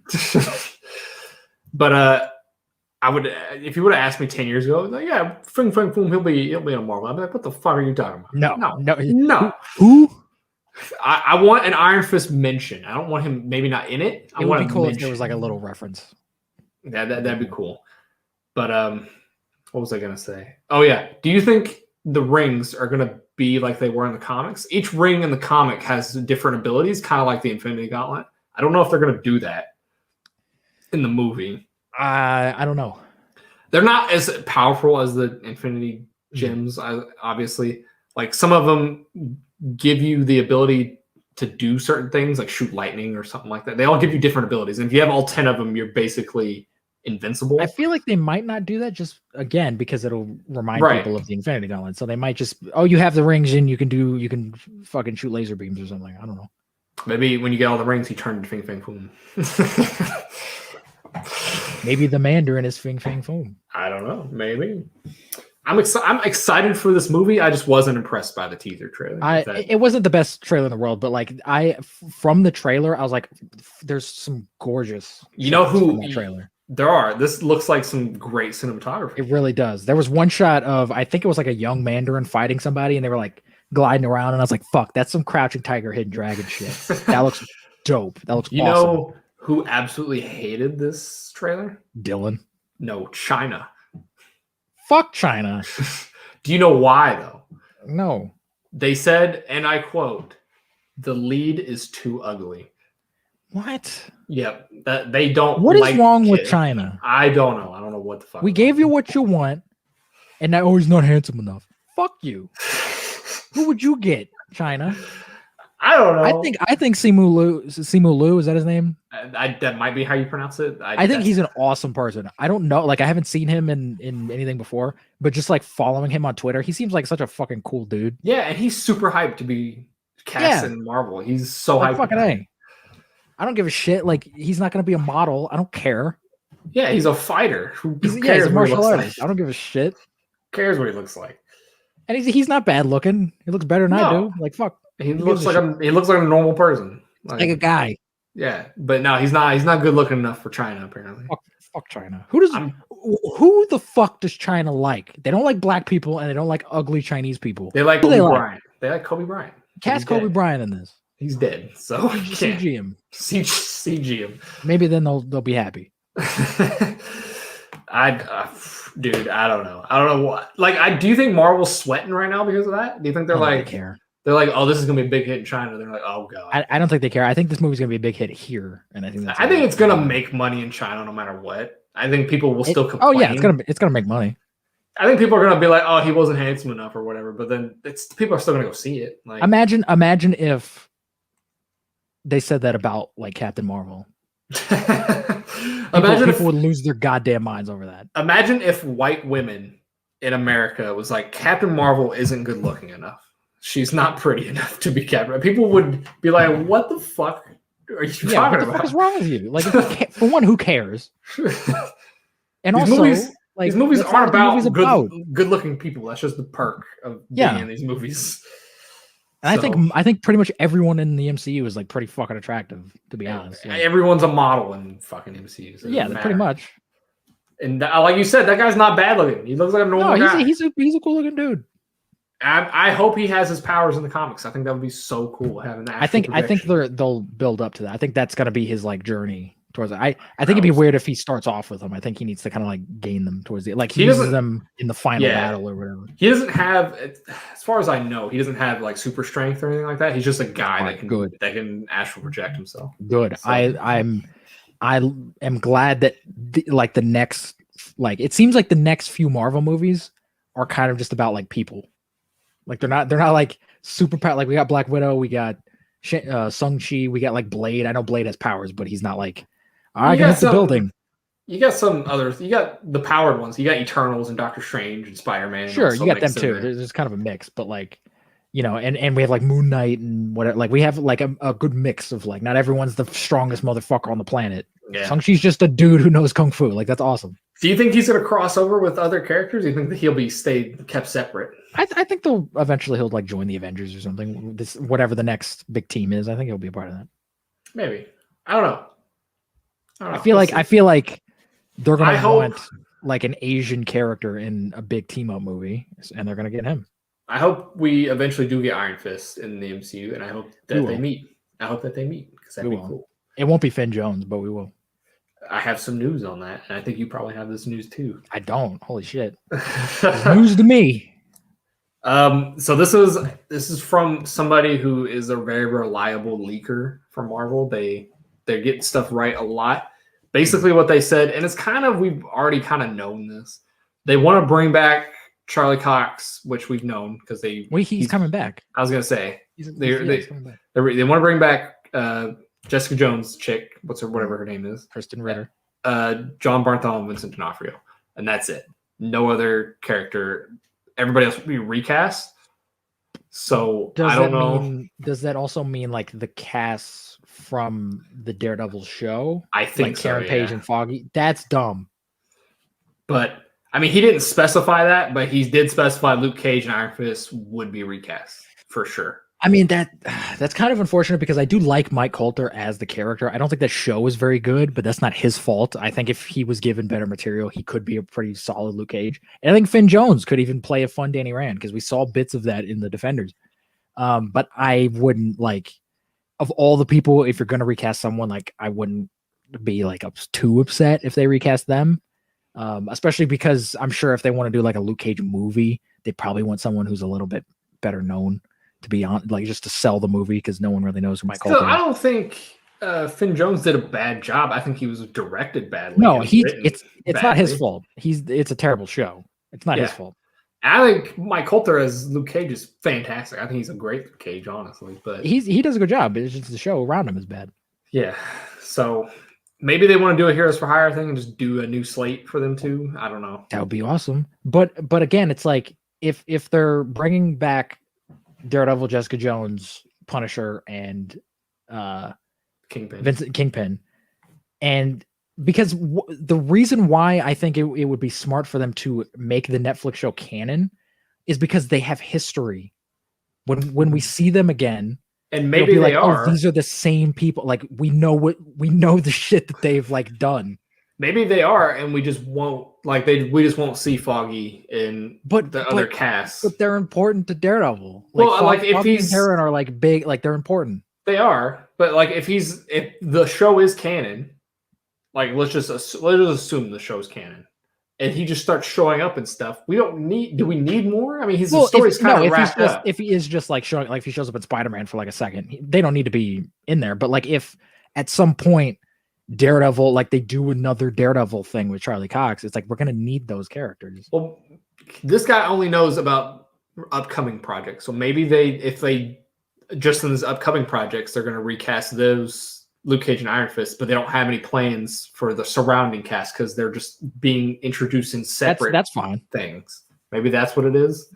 Yeah, that's fine. Because he says he doesn't know for sure, but he thinks Vincent D'Onofrio might show up as a post-credit scene in Hawkeye, maybe. I don't know. That'd be so fucking cool. You see it, like I could see it now. Like you see a shot, Hawkeye's like doing some shit, and all of a sudden you hear Mr. Barton, and then it like pans over, and it's just Vincent D'Onofrio's big ass like walking in.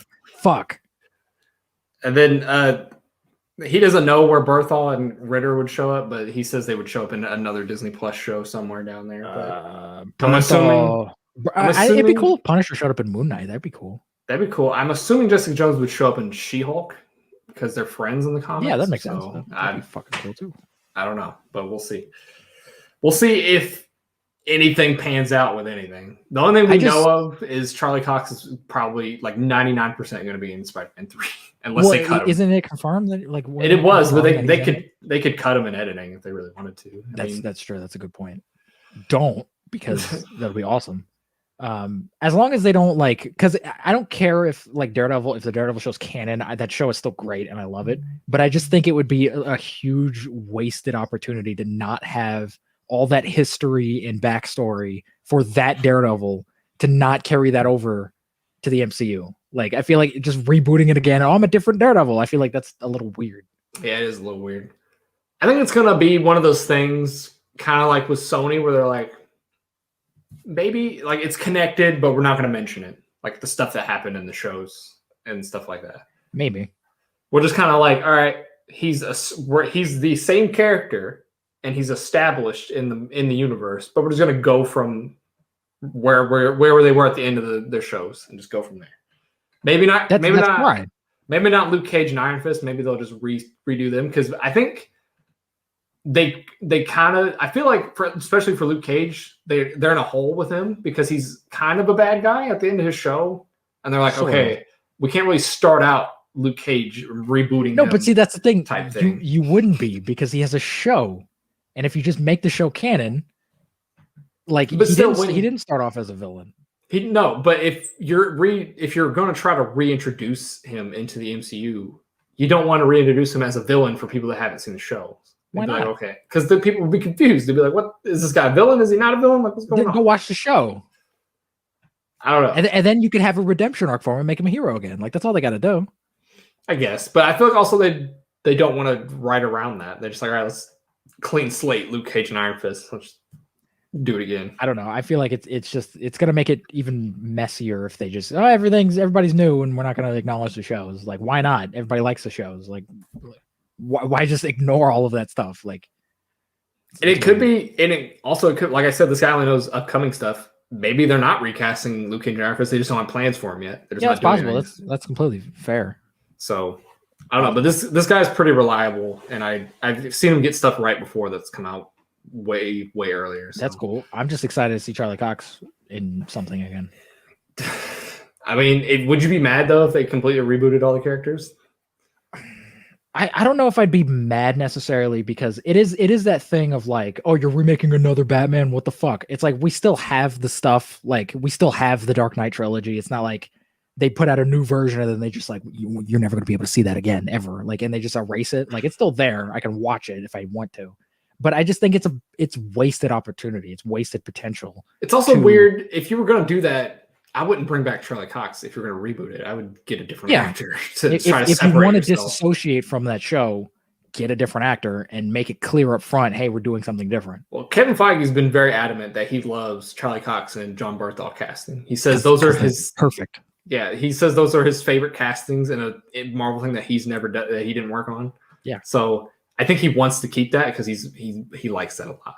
So he should. If he's smart, he will.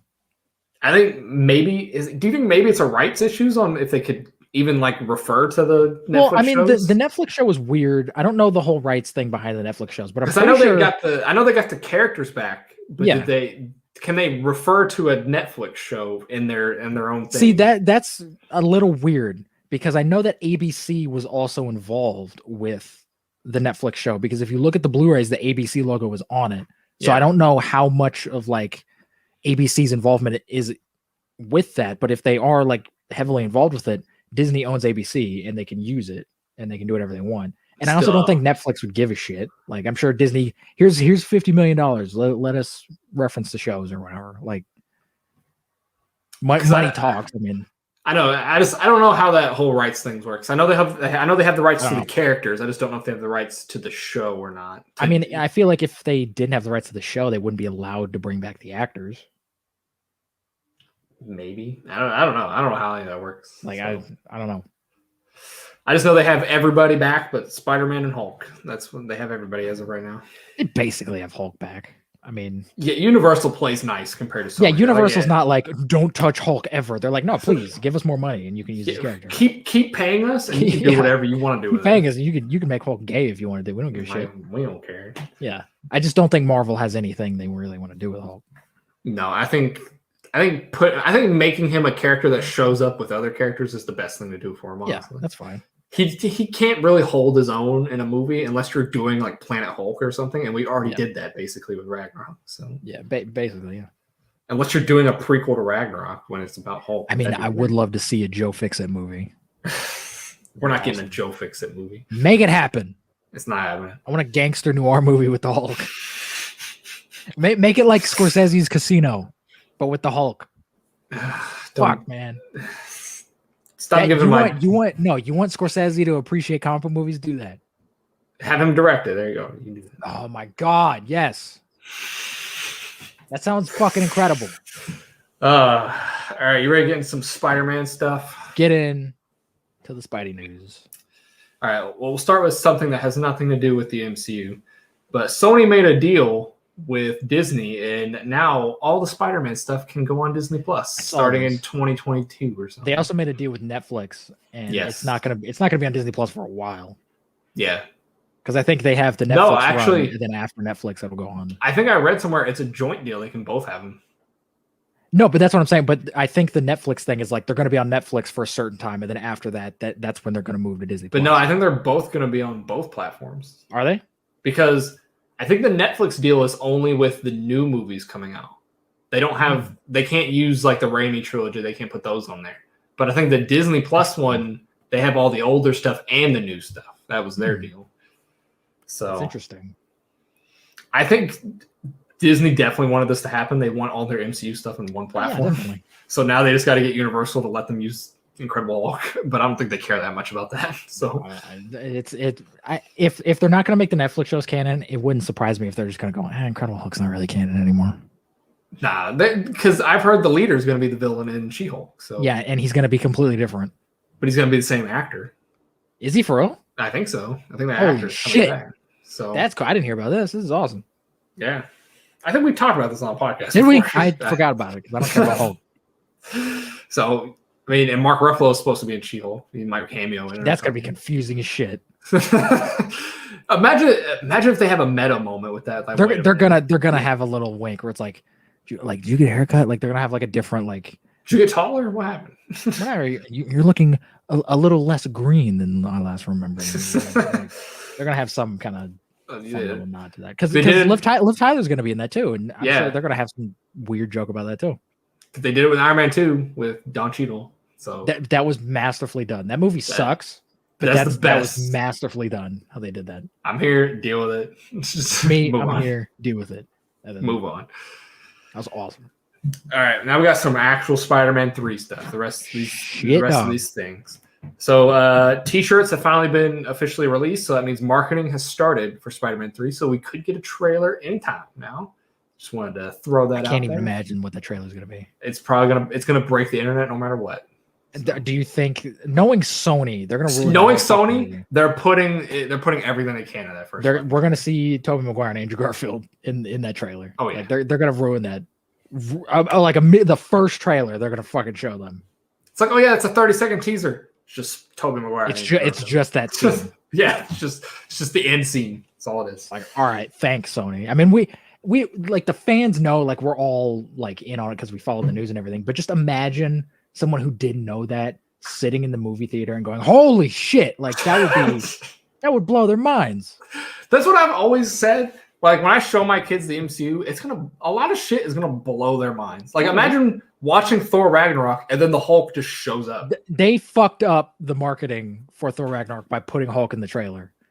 Like, I don't like that movie, but I would have lost my fucking mind if I was saying like, all right, it's a Thor movie, whatever, and then all of a sudden, boom, Hulk comes out, I'd be like, whoa. That's cool as shit. Whoa, this just got good. Like that would have been fucking cool. Imagine also watching Infinity War and just like characters just keep appearing. Like Guardians just show up. Like you didn't know about it. Yeah. Like it just be fucking insane. Our kids are going to enjoy the MCU more than we ever did because they're going to be surprised by everything. Yeah, everything's going to be a shock to them. So fucking kids. Yeah, so especially with Spider-Man 3. Like, imagine you watch the other movies before you watch the MCU, and then you're watching Spider-Man 3, and they just show up. You're like, what? Well, now you're gonna have to, because Tobey Maguire and Andrew Garfield. So now you're gonna have to watch those too. So a trailer could drop anytime. Usually in their December things, they usually drop a trailer around May or June. So probably in the next couple months. But we still haven't got a Venom 2 trailer yet, and that movie comes out next year. So just don't put a trailer out for that. Don't market it. Just let it happen. Don't. Just let it die, Sony. Just let it. I want to support Andy Serkis because he's directing it and he's a solid director, but like I don't care. What if it's amazing though? What if it's just great? It won't be because Sony's involved with it. Fucking Sony, man. I'm still waiting on Morbius. I don't even know when that comes out. Who the hell knows? Fucking the only reason I even relatively want to see it is because Michael Keaton's in it, but I know he's in it for the end credit scene. Yeah, I'm very curious of how he ties into everything. Yeah, I have no idea. Is he in an after credit scene? I don't probably. Knowing Sony, they put the after credit scene. In the God damn it, Sony! I guarantee. Well, stop doing that. It just doesn't fit in the rest of the movie. It feels like. What's up, Doc? Yeah, like that feels like an after credit scene, does it not? It does. It very much does. I feel like he's an after, and they're like, we got to make some sort of connection to something. So here, let's put Michael Keaton in it. They should have put Tom Hardy in it. That would have been fine. That would have, dude. That would have been. I don't fucking like Venom, but that would have been. I've been like, holy shit, this is cool. Because I know that's what they want to do. They want to make their own universe thing going on over there. Well, they're building the Sinister Six for some reason, even though it sounds weird. Like they're gonna do it in Spider-Man 3, so it doesn't make any goddamn sense for why they're doing another. Well, I mean, the only villains in Spider-Man 3 are going to be Doc Ock and Electro. No. We'll get into. God damn it! So, Alfred Molina, I said that right, correct? Mhm. All right, yeah. He basically confirmed it's multiverse. I love Alfred Molina, but he's like an older Tom Holland. He's just like, hey, here's everything that's gonna happen in the movie. Basically, it was in an interview or something, and he basically said, "Yeah, my character's plucked right from that scene in the river in Spider-Man 2," and everybody's like, "Wait a minute." He's like, hey, here's how the movie ends. And everybody's just like, so it is Raimi's trilogy universe that you're coming from, and he was like, "Oh, I can't say no more." You said it, you fuck. You fucked it up. You fuck.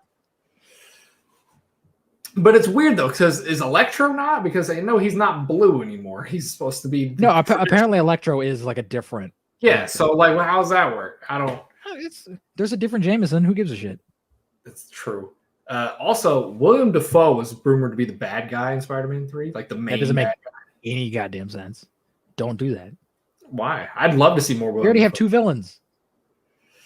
Yeah, you're going to introduce Norman Osborn, and if it's another Raimi like version of the character, which would make sense because he died, but if it is, you're gonna have another Raimi villain come in, and you're gonna have to like reintroduce them into this world, and there's gonna be this weird, awkward fish out of water humor, and then like he's got because Spider-Man. The problem, I don't know how they're gonna handle Doc Ock, but like the problem with doing that for every character is gonna be that Tom Holland doesn't have any emotional ties to Doc Ock. He doesn't know who this guy is, so he's not gonna give a shit. And Doc Ock doesn't know this Spider-Man, so it's like he's not gonna like. I get it. He wants to kill Spider-Man, but this is a different Spider-Man. Well, Jake Gyllenhaal's rumored to be in this movie also, so that makes a little bit more sense because he was established in another movie.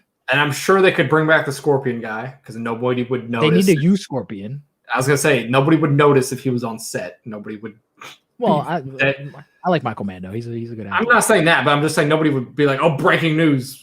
Fucking Voss from Far Cry 3 scene on set. Like, nobody's gonna do that. So if they do a Sinister Six and half of them's a Tom Holland villains with Jake Gyllenhaal, Scorpion, and somebody else, and then they do the other three are Toby and Andrew villains with Electro, Doc Ock, weird though. Goblin.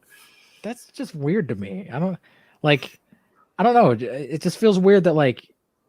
I'm sure they're not going to do that for all the villains. I'm sure Doc Ock is probably going to be the only villain that's actually from the Raimiverse.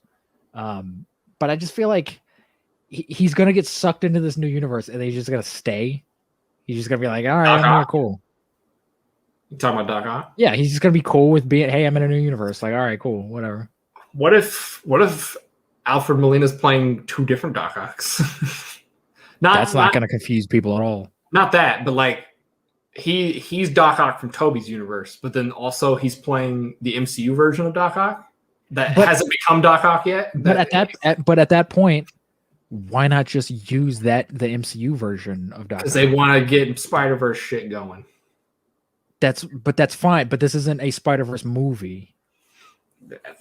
I don't know what this I'm sure the Andrew Garfield, Tobey Maguire stuff, I'm sure that's going to be like at the end of the movie, and that's going to be teasing maybe Doctor Strange or something. I don't think they're going to have a big part of the movie. I think they're going to show up at the end or whatever. Yeah. But I don't think this is a a live action Spider-Verse film. And if they are going to do that, why not just make Alfred Molina MCU Doc Ock and then build up that character more? I was like before he becomes Doc Ock. Maybe Alfred Molina's lying out his ass and he's just like, oh yeah, you know. It could be a big misdirect, but I feel like that's a weird misdirect to give. I feel like he slipped up and he accidentally said some stuff he wasn't supposed to. That's what I feel like happened. He's got that old man brain. He's like, oh shit, old man brain. Yeah, I don't know. I don't know. I didn't think Willem Dafoe would actually show up in this movie, and if he does, that's going to be if he does, he'd have to be a different Green Goblin because there's not really a point where his Goblin could have been like sucked in a wormhole. Well, my theory was before any of this, before I knew how much Toby was in this or whatever, and I knew Alfred Molina and Electro were in it, I always thought that these were going to be versions of those characters that killed Toby and Andrew in their universes. And that's why... Oh, it's like alternate, Yeah. Same, but they're like different Raimi verses. Like Doc Ock killed Spider-Man in that universe, and then he somehow... I don't know how he pops up in the MCU, but Somehow he does that, and then that's why Doctor Strange is like, all right, I need to help Tom Holland Spider-Man. Let me go get that Spider-Man that also took out Doc Ock in his universe. And that honestly, like, I could see that being a reason for why like Andrew would come back and Tobey would come back. That's actually like a pretty solid like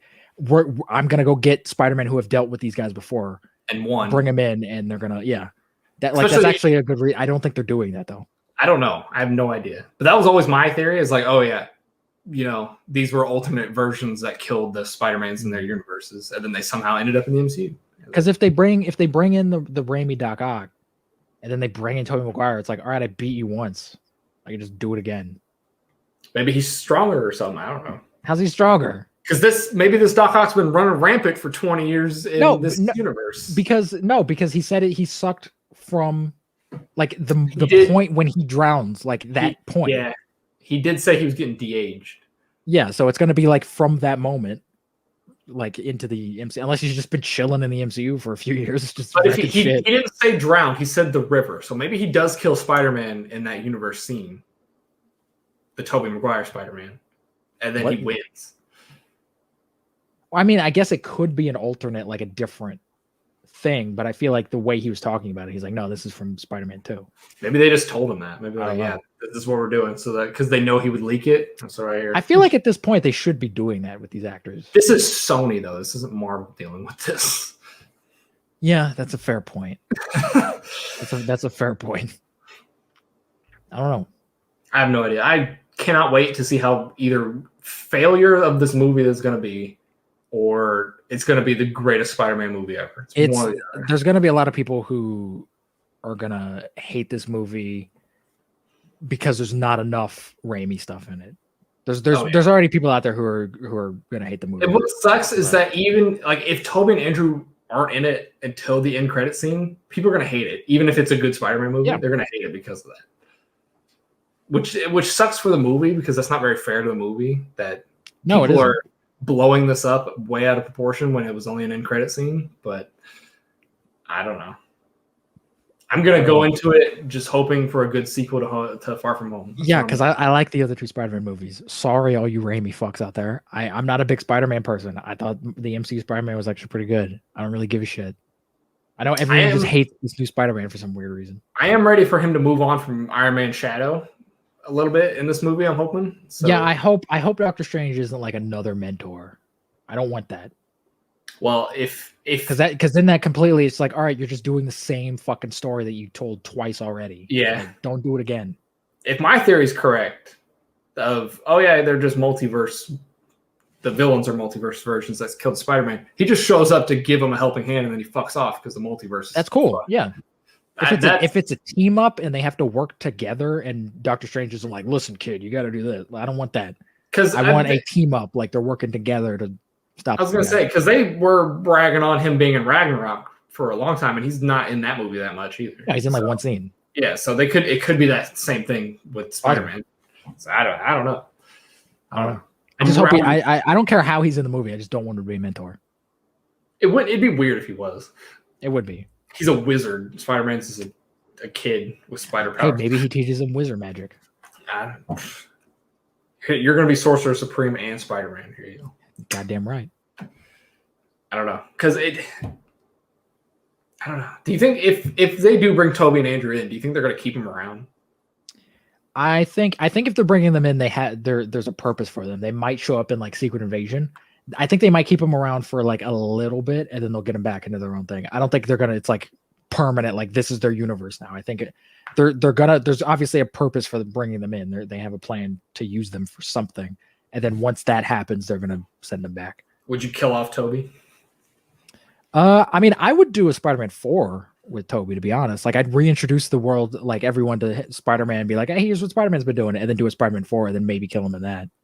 Because you got Sam Raimi back doing Marvel stuff, and you got Tobey back. So why the fuck not? Because that's what I think I think Sony wants. I think they're waiting to see the reaction to Tobey Maguire in the MCU, and then if people are like, fuck, this is awesome, they're gonna do a Spider-Man 4 with Sam Raimi. Just wrap it into your Venom universe. Fucking why not? Venom. Well, it would be smart if they made the Venom Like if Venom was connected to the Amazing Spider-Man universe, It would. that would be smart. I think they want to do Toby's more than Andrew's. Well, but there already was a Venom. To say, yeah, it's the same. It's a different Venom. He has the same name. It's the same symbiote, different Venom. He's the same. No, he's the same. Like Eddie Brock. It's the same guy. Yeah, they just two guys named Eddie Brock. That's dumb. That's gonna be even stupider than what they did before. It's Sony. I wouldn't put it past them to do that. I mean, that's true. Well, Toby's Spider-Man's on that picture in the background of Morbius, so that's a shot from the game. That's not like actually Toby's Spider-Man though. Oh, but I think that's more of just like, hey, we need a picture of Spider-Man. All right, and then somebody Googled Spider-Man. Probably, but still. I don't think they like did that intentionally. No, it's a reference. Sony's really smart about this. No, Sony. The day Sony references something, that's when the world like ends. Because like we're in Bizarro world at that point. Sony becomes a good film company. It's like, what the fuck? Like we're making callbacks, bro. It's like what? What? I don't have any more Marvel stuff. So what else? Do you have anything? I think that is. Nope, that's all the Marvel stuff. I nailed it all. I got it all the same shit. All right, you can do DC then. I have some DC news. But we'll see if you got all the stuff I have. I have a lot, to be honest. First, I want to talk about the original names, apparently, for Batman vs. Superman was originally going to be called Son of Sun and Night of Night. Yeah, I saw this on your Snapchat. That's stupid. It's the most retarded thing I've ever heard. That's very dumb. It's terrible. And I don't like it. Like Dawn of Justice, Batman v Superman Dawn of Justice is a stupid title. But imagine going to a movie theater and being like, yes, I'd like one ticket for Son of Sun and Night of Night. Like you just sound retarded saying that. I'm glad somebody was like, no, we're not doing this. Like, well, apparently the studio was like, no. Like it's a Batman and Superman are in the movie. It's got to be called Batman and Superman. Like they got to putting Batman and Superman in the title. Like that's, like you dumb motherfucker. Like why are you doing that? You dumb shit. And I would have just preferred if it was just called Batman or Superman. Like just call it that. That's fine. Nah, wait, it's Dawn of Justice. You don't get it. I get it. I don't like it. No, you don't get it. You don't understand it. Just call it Batman vs Superman, or call it Batman and Superman: Dawn of Justice, or something like. They should have called it BVS. Just that. BVS. What does it stand for? Who the hell cares? B lowercase v s. BVS. Boom. That's it. I mean, that's pretty much what everyone calls it now. That's what I call it. Well, BVS. Yeah, no, that's a dumb title. It's not it's a terrible title. They should have. If they were gonna do that, I would have called it The Sun and the Night. I guess that would have made it a little better. But if it was gonna try to play off that, but I don't think that's any. Yeah, that's a little better, but I still wouldn't like. What is this about? Like the sun, the sun and night. Sun. That's a little weird. Like I can see what he's going for, and if you call it, like, I know exactly what he's going for, but I get it, but it's just like, come on, Zach, like it's just dumb. It's stupid. That's the issue. Very stupid. And also, Superman isn't the son of the sun. That doesn't make any fucking sense. Everyone's a son of the sun. No, he's not the son of our sun. That's true. He's the son of the red sun, so it's a different sun. It's true. So fuck that.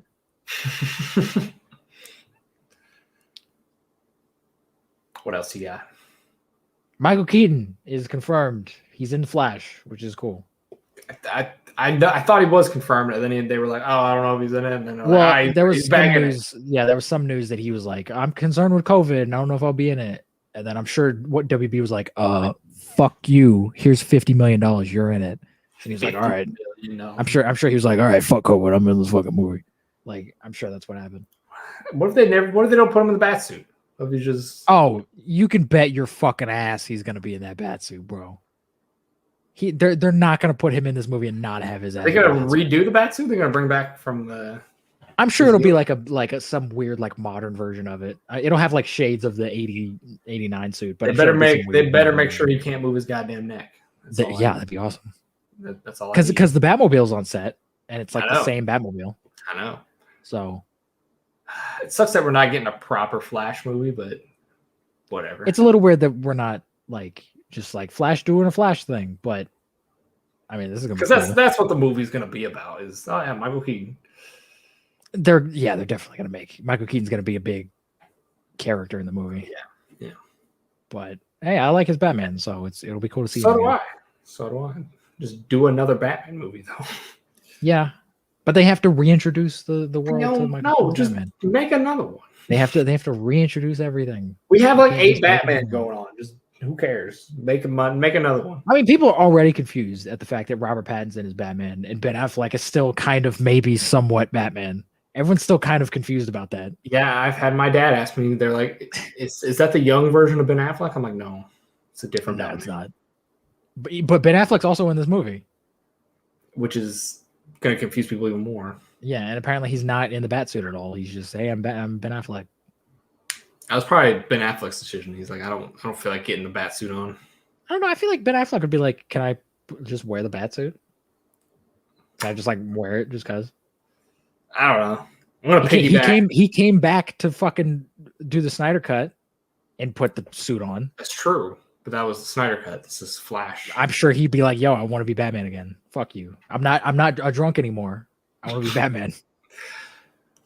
Well, I'm gonna piggyback a little bit off of that piece of news. That's fine. The Flash started production along with Black Adam. So yes. And I think you lost a bet there or something about Black Adam never becoming a movie because I think it's happening, Wade. I need to see set photos. Production started. There's no photos. I don't know. That could be a scam. It's a scam. There's no photo evidence that they've shot anything yet. Wow. All they've said is, "Hey, we started. I need photos of The Rock in his big dumb Black Adam suit doing some shit on set." Then I'll believe this. He better get Henry Cavill back as Superman. I don't care what happens. Apparently he wants, like, I know he wants to. He better make it happen, though. Rock. He better kick open the doors of WB and just go, "Look, I'm fighting Superman." He's like, if you don't, I'm popping your head, right? If you don't, I'm fighting you, exec. And then he just points at one of them. I don't even know who you are. Walter Hamada. But I'm fighting all of you at the same time. I feel like that'd be like, why wouldn't you? Like, I understand you want to do a different Superman, but like, just bring in Henry Cavill to fight The Rock and have Shazam in it. Like that's going to sell tickets. Warner Brothers doesn't know what the fuck they want. That's the issue. I mean, they really don't. They're like, we want a connected universe, but not really. They wanted a connected universe until it failed. And then now they're like, we're not really doing that anymore. And then the Snyder Cut came out and they're like, maybe we want to do it again. It's like, maybe we want to do it again, but without Zack Snyder. Just fucking pick one. Do it or don't do it, Warner Brothers. And we're like the stuff that people want, we're just not going to do that, but we're going to do our own thing. But like you're stressing me out, and I don't even work for you. And you don't even care, really. I don't even care, but you're like, I just am so confused. It's so fucking weird. That I'm stressed. So I think I've been saying this for years. I think they need to stop with this fucking like connected universe bullshit. Do it graphic novel style, where you just have a cast. You have a Justice League cast. And then you just make movies. Do that. That's fine. I don't care. Just pick one. Do like one or the other. Like here's Ben Affleck, and he's going to be in a Long Halloween movie, Dark Knight Returns movie, whatever. Are they connected? Who gives a shit? Like, just do that. Who fucking cares? Just do that. Fucking make a movie. Because then you could have Henry Cavill be like Red Sun Superman. That'd be dope. Or like Injustice Superman, and you wouldn't have to worry about like, oh, we don't really want to do evil Superman in our main timeline. Like you can make whatever you want at that point with Henry Cavill. But you got to give up on the connected universe stuff forever if you do that. But no one really cares about. They don't want to commit to that, and you don't really, because if you make like Dark Knight Returns, and it fucking does really well, you can make a sequel to Dark Knight Returns. No. Here's the solution to all this: you just before every movie that's not in the main timeline, just be like, this is an alternate reality, and then play the movie. Do what? Because isn't Marvel doing that with What If, where they're gonna have like the Watcher or whatever come in before and just be like, hey, this is like a what if scenario in the Marvel thing. Do that. Just have a thing on screen that just says, hey, this is not in continuity. Fuck you. The Watcher's like a narrator before the episode or something. Yeah, just have all you have to do is put a black screen and just say, this is an Elseworld tale, and then That's it. That's all I gotta do. That's all you gotta do. People will get it. People understand more than you think, Warner Brothers. They can understand, hey, that Batman isn't that Batman. Yeah, I think and especially if you tell them, hey, this is a different Batman, I think they'll go, all right, cool. This guy's Russian. Okay. Yeah, no one's gonna go into a Red Sun movie and be like, so is this the same Superman? They're gonna go, oh no, it's different. Why is he Russian? What's happening? Like, did you not watch the fucking movie? Did you not watch the movie? Like, he lands in Russia at the beginning of the movie. Right? It's like, no, I blinked. I missed it. What happened? No, I fell asleep. You fell asleep for the first 10 goddamn minutes. Yeah. And he kills the Russian Batman or whatever. Well, in the movie, spoilers, Batman like blows himself up. I've seen the movie, I know. Because he's a fucking nut job. That Batman in that movie is far crazier than the Batman in that comic. Yeah. Like, he's already a fucking lunatic in the comic, but in the movie, he's like a psycho murderer. He's not even like Batman. He's just a guy dressed up as Batman. Yeah, he's just some weird Russian fuck. So, I don't know. And America is like freaking out because they're like, oh, what if they send Superman to kill us? Then we can't do anything about it. Yeah. Because they don't like Russia. So, yeah. Superman Red Sun's awesome. It is. It's a good movie. It would translate really well into a live action movie also. Henry Cavill has been saying for years he wants to do a Red Sun movie. Can he do Russian though? I don't care. He can do American. He can do Superman. Like, that's true. He's British. Yeah, he's British. So fuck it. He's an actor. He can learn. They could just dub over him too if it's really bad. Could. Oh, I am Russian. Like, Henry, that was terrible. It's like that was very racist. It's like, have you ever heard an actual Russian? They sound like that. And then he starts just drinking vodka. He starts just going on a racist tirade about Russians. Do it, Warner Brothers. Do it. Commit. Put me and Wade in charge of the DC. No, we're nobody. You don't want me in charge of a universe. Put me in charge of it. And Wade can be my assistant. And because like I'm gonna do like a Booster Gold. I'm gonna do like an Animal Man movie.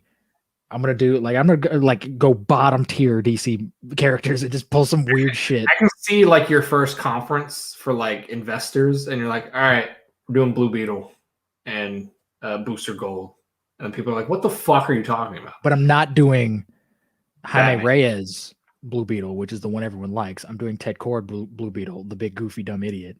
I'm gonna do Hawkman. Hawkman's cool though. I like Hawkman. Nobody gives a shit about Hawkman. I give a shit. I'm gonna do the Atom and make. I'm gonna do Batmite. I'm gonna do it exactly like Ant-Man, just the Atom. I'm just gonna a shot for shot remake of Ant-Man, but just with the Atom. I'm gonna do Aqualad. Not Aquaman. No, this is Aqualad because he's black. We're gonna do Crypto the Super Dog. Fuck yeah. And then people are gonna start walking out and being like, what the fuck? They won't, because I'll make sure those movies are fucking awesome. No, during the Investors Day when you're announcing, I don't care. All your movies. I don't care. They're giving me money to make whatever I want. I don't give a shit. We're like, what the fuck is this? What did you do to our universe? Where's Batman? Batman's dead. You're just like, I killed him. You own every DC character and you're just focusing on Batman. Stop. We have enough Batman shit. Let's move on. Yeah, we need Batman, or plenty of Batman movies. Like, stop. Did you see what Marvel did with their D-list Black Panther character? We can do that. Fucking Iron Man. Nobody cared. Nobody gave a shit about Iron Man until Iron Man. Exactly. So and DC still like, oh no, we need to do Batman. No, start off with the only thing that makes money. Fucking no-name character and make a really good movie out of it, and then you go from there. It's the only thing that makes money, Wade. You don't get it. But look what happened with Green Arrow on the CW. That was a D-list fucking thing, and then that show blew up. It's because people thought it was Hawkeye. That's what happened. I actually had a conversation with someone once where they were trying to convince me that it was Hawkeye, and I'm like, "You're a moron." Have you seen the movies? That's not the same. Yeah, I was like, "Have you seen the movies with Hawkeye? And have you ever watched the show? It's completely different." And he's like, "No, it's a Hawkeye show," and I'm like, "All right, you fuck. All right, you dumbass. It's completely different." But whatever. His name is fucking Green Arrow for one. Well, in the show, I don't think they ever call him Green Arrow. I think he's like the Hood or whatever. The Hood? What the fuck? Commit for the first couple seasons. I think he's just like, I'm the Hood, and then he might be called Green Arrow. Green Arrow. That's his goddamn. It's like calling Superman Super. He's like, oh yeah, I'm just Super. My name's Super. My name's just Guy. I'm Guy Gardner. I'm Cape Guy. You fucking make another Green Lantern movie. I have some news on that. Not really. Shit. Kinda. What is your DC news? I have some Snyder cut stuff that Snyder came out. I was like, what's his name? What's his name? Snyder came out with Kilowog was supposed to be in the nightmare scene. He came out. He is. That. Well, no, like he was supposed to be like talking. Oh shit. And Jon Stewart was supposed to be at the end, which we talked about before. We talked that scene. That's because apparently that's the scene he originally had, and then WB forced him to go back and reshoot it. But he came out and said why WB told him to is because they didn't want to confuse people with the Green Lantern's Corpse movie that they're still doing. Yeah, which is like, what? Yeah, like why would people be confused by that? Well, even then, it's like, but why not just bring in that actor? Because they don't want it to be connected, probably. Okay, just don't mention that actor. You know how many fucking Green Lanterns there are? Well, if he did Jon Stewart and the main movie's about Jon Stewart, then okay. But see, this is what WB doesn't understand. You can just cast someone else. Exactly. And no one's gonna give a shit. Or let Zack Snyder cast somebody else. If you already have somebody cast or something. Well, I think they're planning on using Jon Stewart, and they didn't want it's the same Jon Stewart. I think they were like, don't fucking do that. So apparently they don't give a shit about Martian Manhunter, so we're not going to see him for 10 years. No, they don't. I don't think they would understand how to use Martian Manhunter properly in a movie. They'd be like, he's kind of like Superman, but he's green. Like he's too OP for Warner Bros. To know what to do. Really is, honestly. Because he doesn't even have a weakness. I think he does. But I mean, his weakness is Oreos, to be honest. He has a weakness of fire. But in the comics, it's not that he's weak to fire. It's just he has like a memory thing where he's afraid of fire. Because apparently Martians, when they catch on fire, they become gods, or basically they can't be stopped, and they become evil. So they're like, let's just make them afraid of fire. Why not just give him a weakness then? Just make up some fucking shit. Give him a weakness. Like just make up some shit. Like I understand the comics are stupid, but just make something up. He's the aliens from Signs. He can't. No water. He hates water. There you go. He's like Anakin Skywalker. Aquaman is his greatest fear. Fuck. That's how you beat him. You have Aquaman fight him. Because I remember I didn't read a comic, but I read a panel of a comic, and it was Superman talking about people he would never want to fight, and Martian Manhunter was the top of the list. He's like, Martian Manhunter on several occasions has beaten the shit out of Superman all the time. Yeah, which is fun, and that's why they don't want to use them. They're like, we can't even use Superman correctly, so we're not even gonna touch it. I mean that's fair. I think Martian Manhunter should really only be used in like a Justice League scenario. Now, if you make a movie about Martian Manhunter, that's gonna be so boring. You could do a really interesting origin of Martian Manhunter because he does have kind of a similar origin to Superman that I think could make for a solid movie. But after that, you couldn't really do anything with him. Yeah. That just tells me though that they're not going to use Martian Manhunter in anything. No, they're not. So they're using it because they use them in the CW shows, and I think that's kind of it. I think they're just. He's in the CW shows. He's in Supergirl. I did not know that. Yeah, I don't watch those shows. I don't keep up with those shows at all. He's in Supergirl, and he's not terrible in Supergirl. I prefer the design of that Martian Manhunter over the one. I was gonna say he doesn't look like a demon in that. No, he looks like a fucking green guy. Which is what he's supposed to look like. You haven't seen what's that Superman movie you haven't seen, the animated one? Oh, Man of Tomorrow? Yeah. I haven't seen that yet. Martian Manhunter is in that, and he's a prominent character in that. Is he? He's pretty good in that too. Shit. I love Martian Manhunter. I think you should watch it. And Lobo's I'll watch it at some point. It's on my list. They came out with Batman Soul of the Dragon, and I still haven't fucking watched that. I don't watch that shit. You haven't seen Batman Hush yet, have you either? No. I learned. Okay, have you read the comic for Batman Hush? Yeah. Okay. You may hate the movie because I hadn't watched. I've heard it's different. I haven't read the comic, and I was like, oh, this isn't a bad movie. And then I saw somebody talking about it, and like, this is complete garbage. I've heard it's different. It's different from the comic, and I was like, oh, well. I don't know. I'm usually okay with that because I mean, Red Sun wasn't 100% like the comics. They just changed similar. It was pretty. It's that one's a little bit closer, but like they did it with Gotham by Gaslight. Gotham by Gaslight was different than the comic. Well, I don't know what the twist is in the comic, but apparently they changed it, so I don't know how that's going to sit with people that have read. They did the same thing with Gotham by Gaslight. I didn't hate that movie, so I mean, if it's done well, I don't really give a shit. But I thought it was okay. It was one of the better Batman movies in that Batman, because there's some bad Batman movies in that universe that I don't like very much. Yeah, there's some okay ones. I really didn't like Justice League versus Teen Titans. That one was a fucking ripoff. That was a bad movie. That was a scam. Do you got any more DC news? That's all the DC I got one more, and I don't know if this is going to piss you off or not. I thought you had heard this.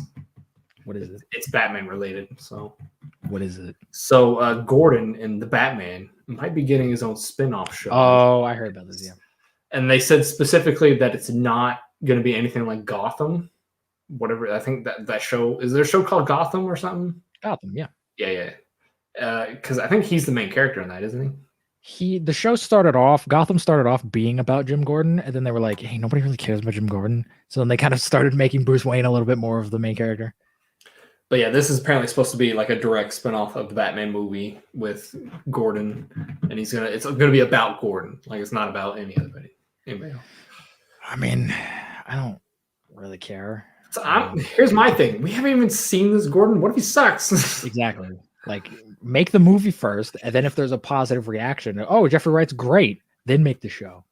I mean, I'm not thinking. I think Jeffrey Wright's probably gonna nail it, but like, you never know. People could hate him. Yeah, I because he's a great actor, but we don't know how, like, if people are gonna go, oh, that's not Commissioner Gordon, that's different. We don't know. Who knows? So I think it's weird to just announce, because they're doing the same thing with that John Cena Peacemaker show, where they're just assuming everyone's gonna love Peacemaker. They're gonna watch it's John Cena. People are gonna love it. Sure, but he makes that weird dick joke that people think are. I think John Cena is gonna be so fucking annoying in that movie. He might be the annoying character in that movie. He probably will be, and it's like, I'm not sitting down and watching an 8-hour-long show with this fucking character that I don't even know. I'm just watching it because John Cena, and that's not enough for me to watch. So. Yeah, I'm not gonna care about it. Oh, you got any more? So you're done with your news there? That's all the news I have. I'm done with my news too. I do have a fun fact for the day. What is the fun fact? It's do you know the record for the most births by a woman? Do you know what it is?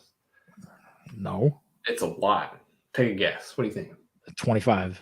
25, not even close. Like, are you talking like the births at like one time, or just like over a lifetime? Over a lifetime. Like 100. Lower than that. 84. 69. That's funny. 69. I'm not even going to try to pronounce this name. It's some Russian lady, I'm assuming, because I can't pronounce the name. Henry Cavill probably hates him. She had 16 pairs of twins. What? 7 triplets and 4 quadruplets for a total of 69 kids. This is why, like, people need condoms. All right, stop. How do you have 16 pairs of twins?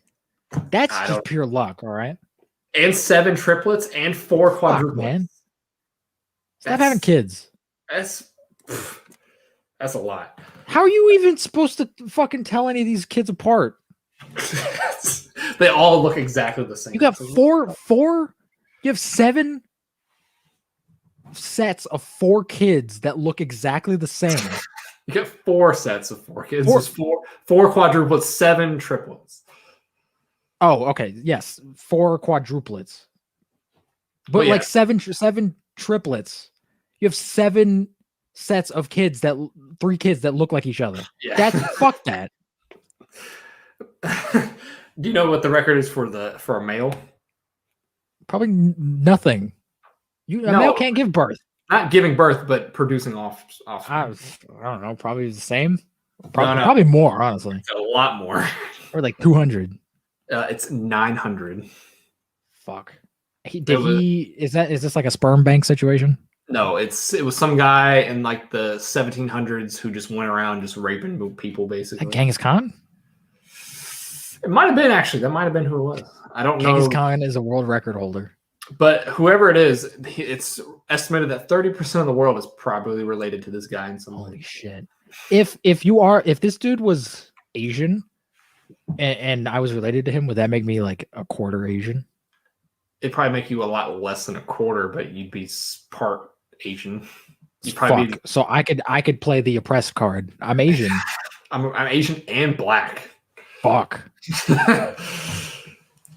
I'm like oppressed. I'm 1/1000th Asian. Doesn't matter. I'm Asian. I have a little bit of Asian in me. All right? Get on my level. Get on my level. Honestly, you may have every race in you somewhere. You're a mix of everyone. I mean, everyone does. True. Unless like you're from China and everyone in your family was Chinese. Like, unless you're a ginger, because gingers are the devil. Sure. I don't know. Red-haired women are usually like pretty fucking hot. I don't care if they're the devil or not. I'll fuck the devil if they look like that. I'm just talking about gingers in general. They just come out of the ground. They're not born. You grow them? They're devils. They come from hell. They're like potatoes? Carrot Tops. Carrot Top is definitely like from hell. He's a demon. And he's not dead. And he's not dead, surprisingly. I learned that today, that he's not dead. Yeah, you also learned that Carrot Top and Tupac are not the same people. I know they're not the same people. I thought Carrot Top died. You seemed shocked to find that out. You're like, what? No, I knew they were not the same. I knew they were different people. I, for some reason, thought Carrot Top died. No, Carrot Top's still alive. Unless I'm wrong, I'm pretty sure Carrot Top is still alive. Now you're making me question myself. Now I gotta Google it. I don't remember hearing anything about Carrot Top. Ah, look at that man. No, he's still alive. He's 56. He needs to do something. Like he needs to do something. He's just scary looking. I mean, yeah, he really kind of is. He's jacked though. Yeah. He'd give Arnold Schwarzenegger a run for his money. I don't know about that.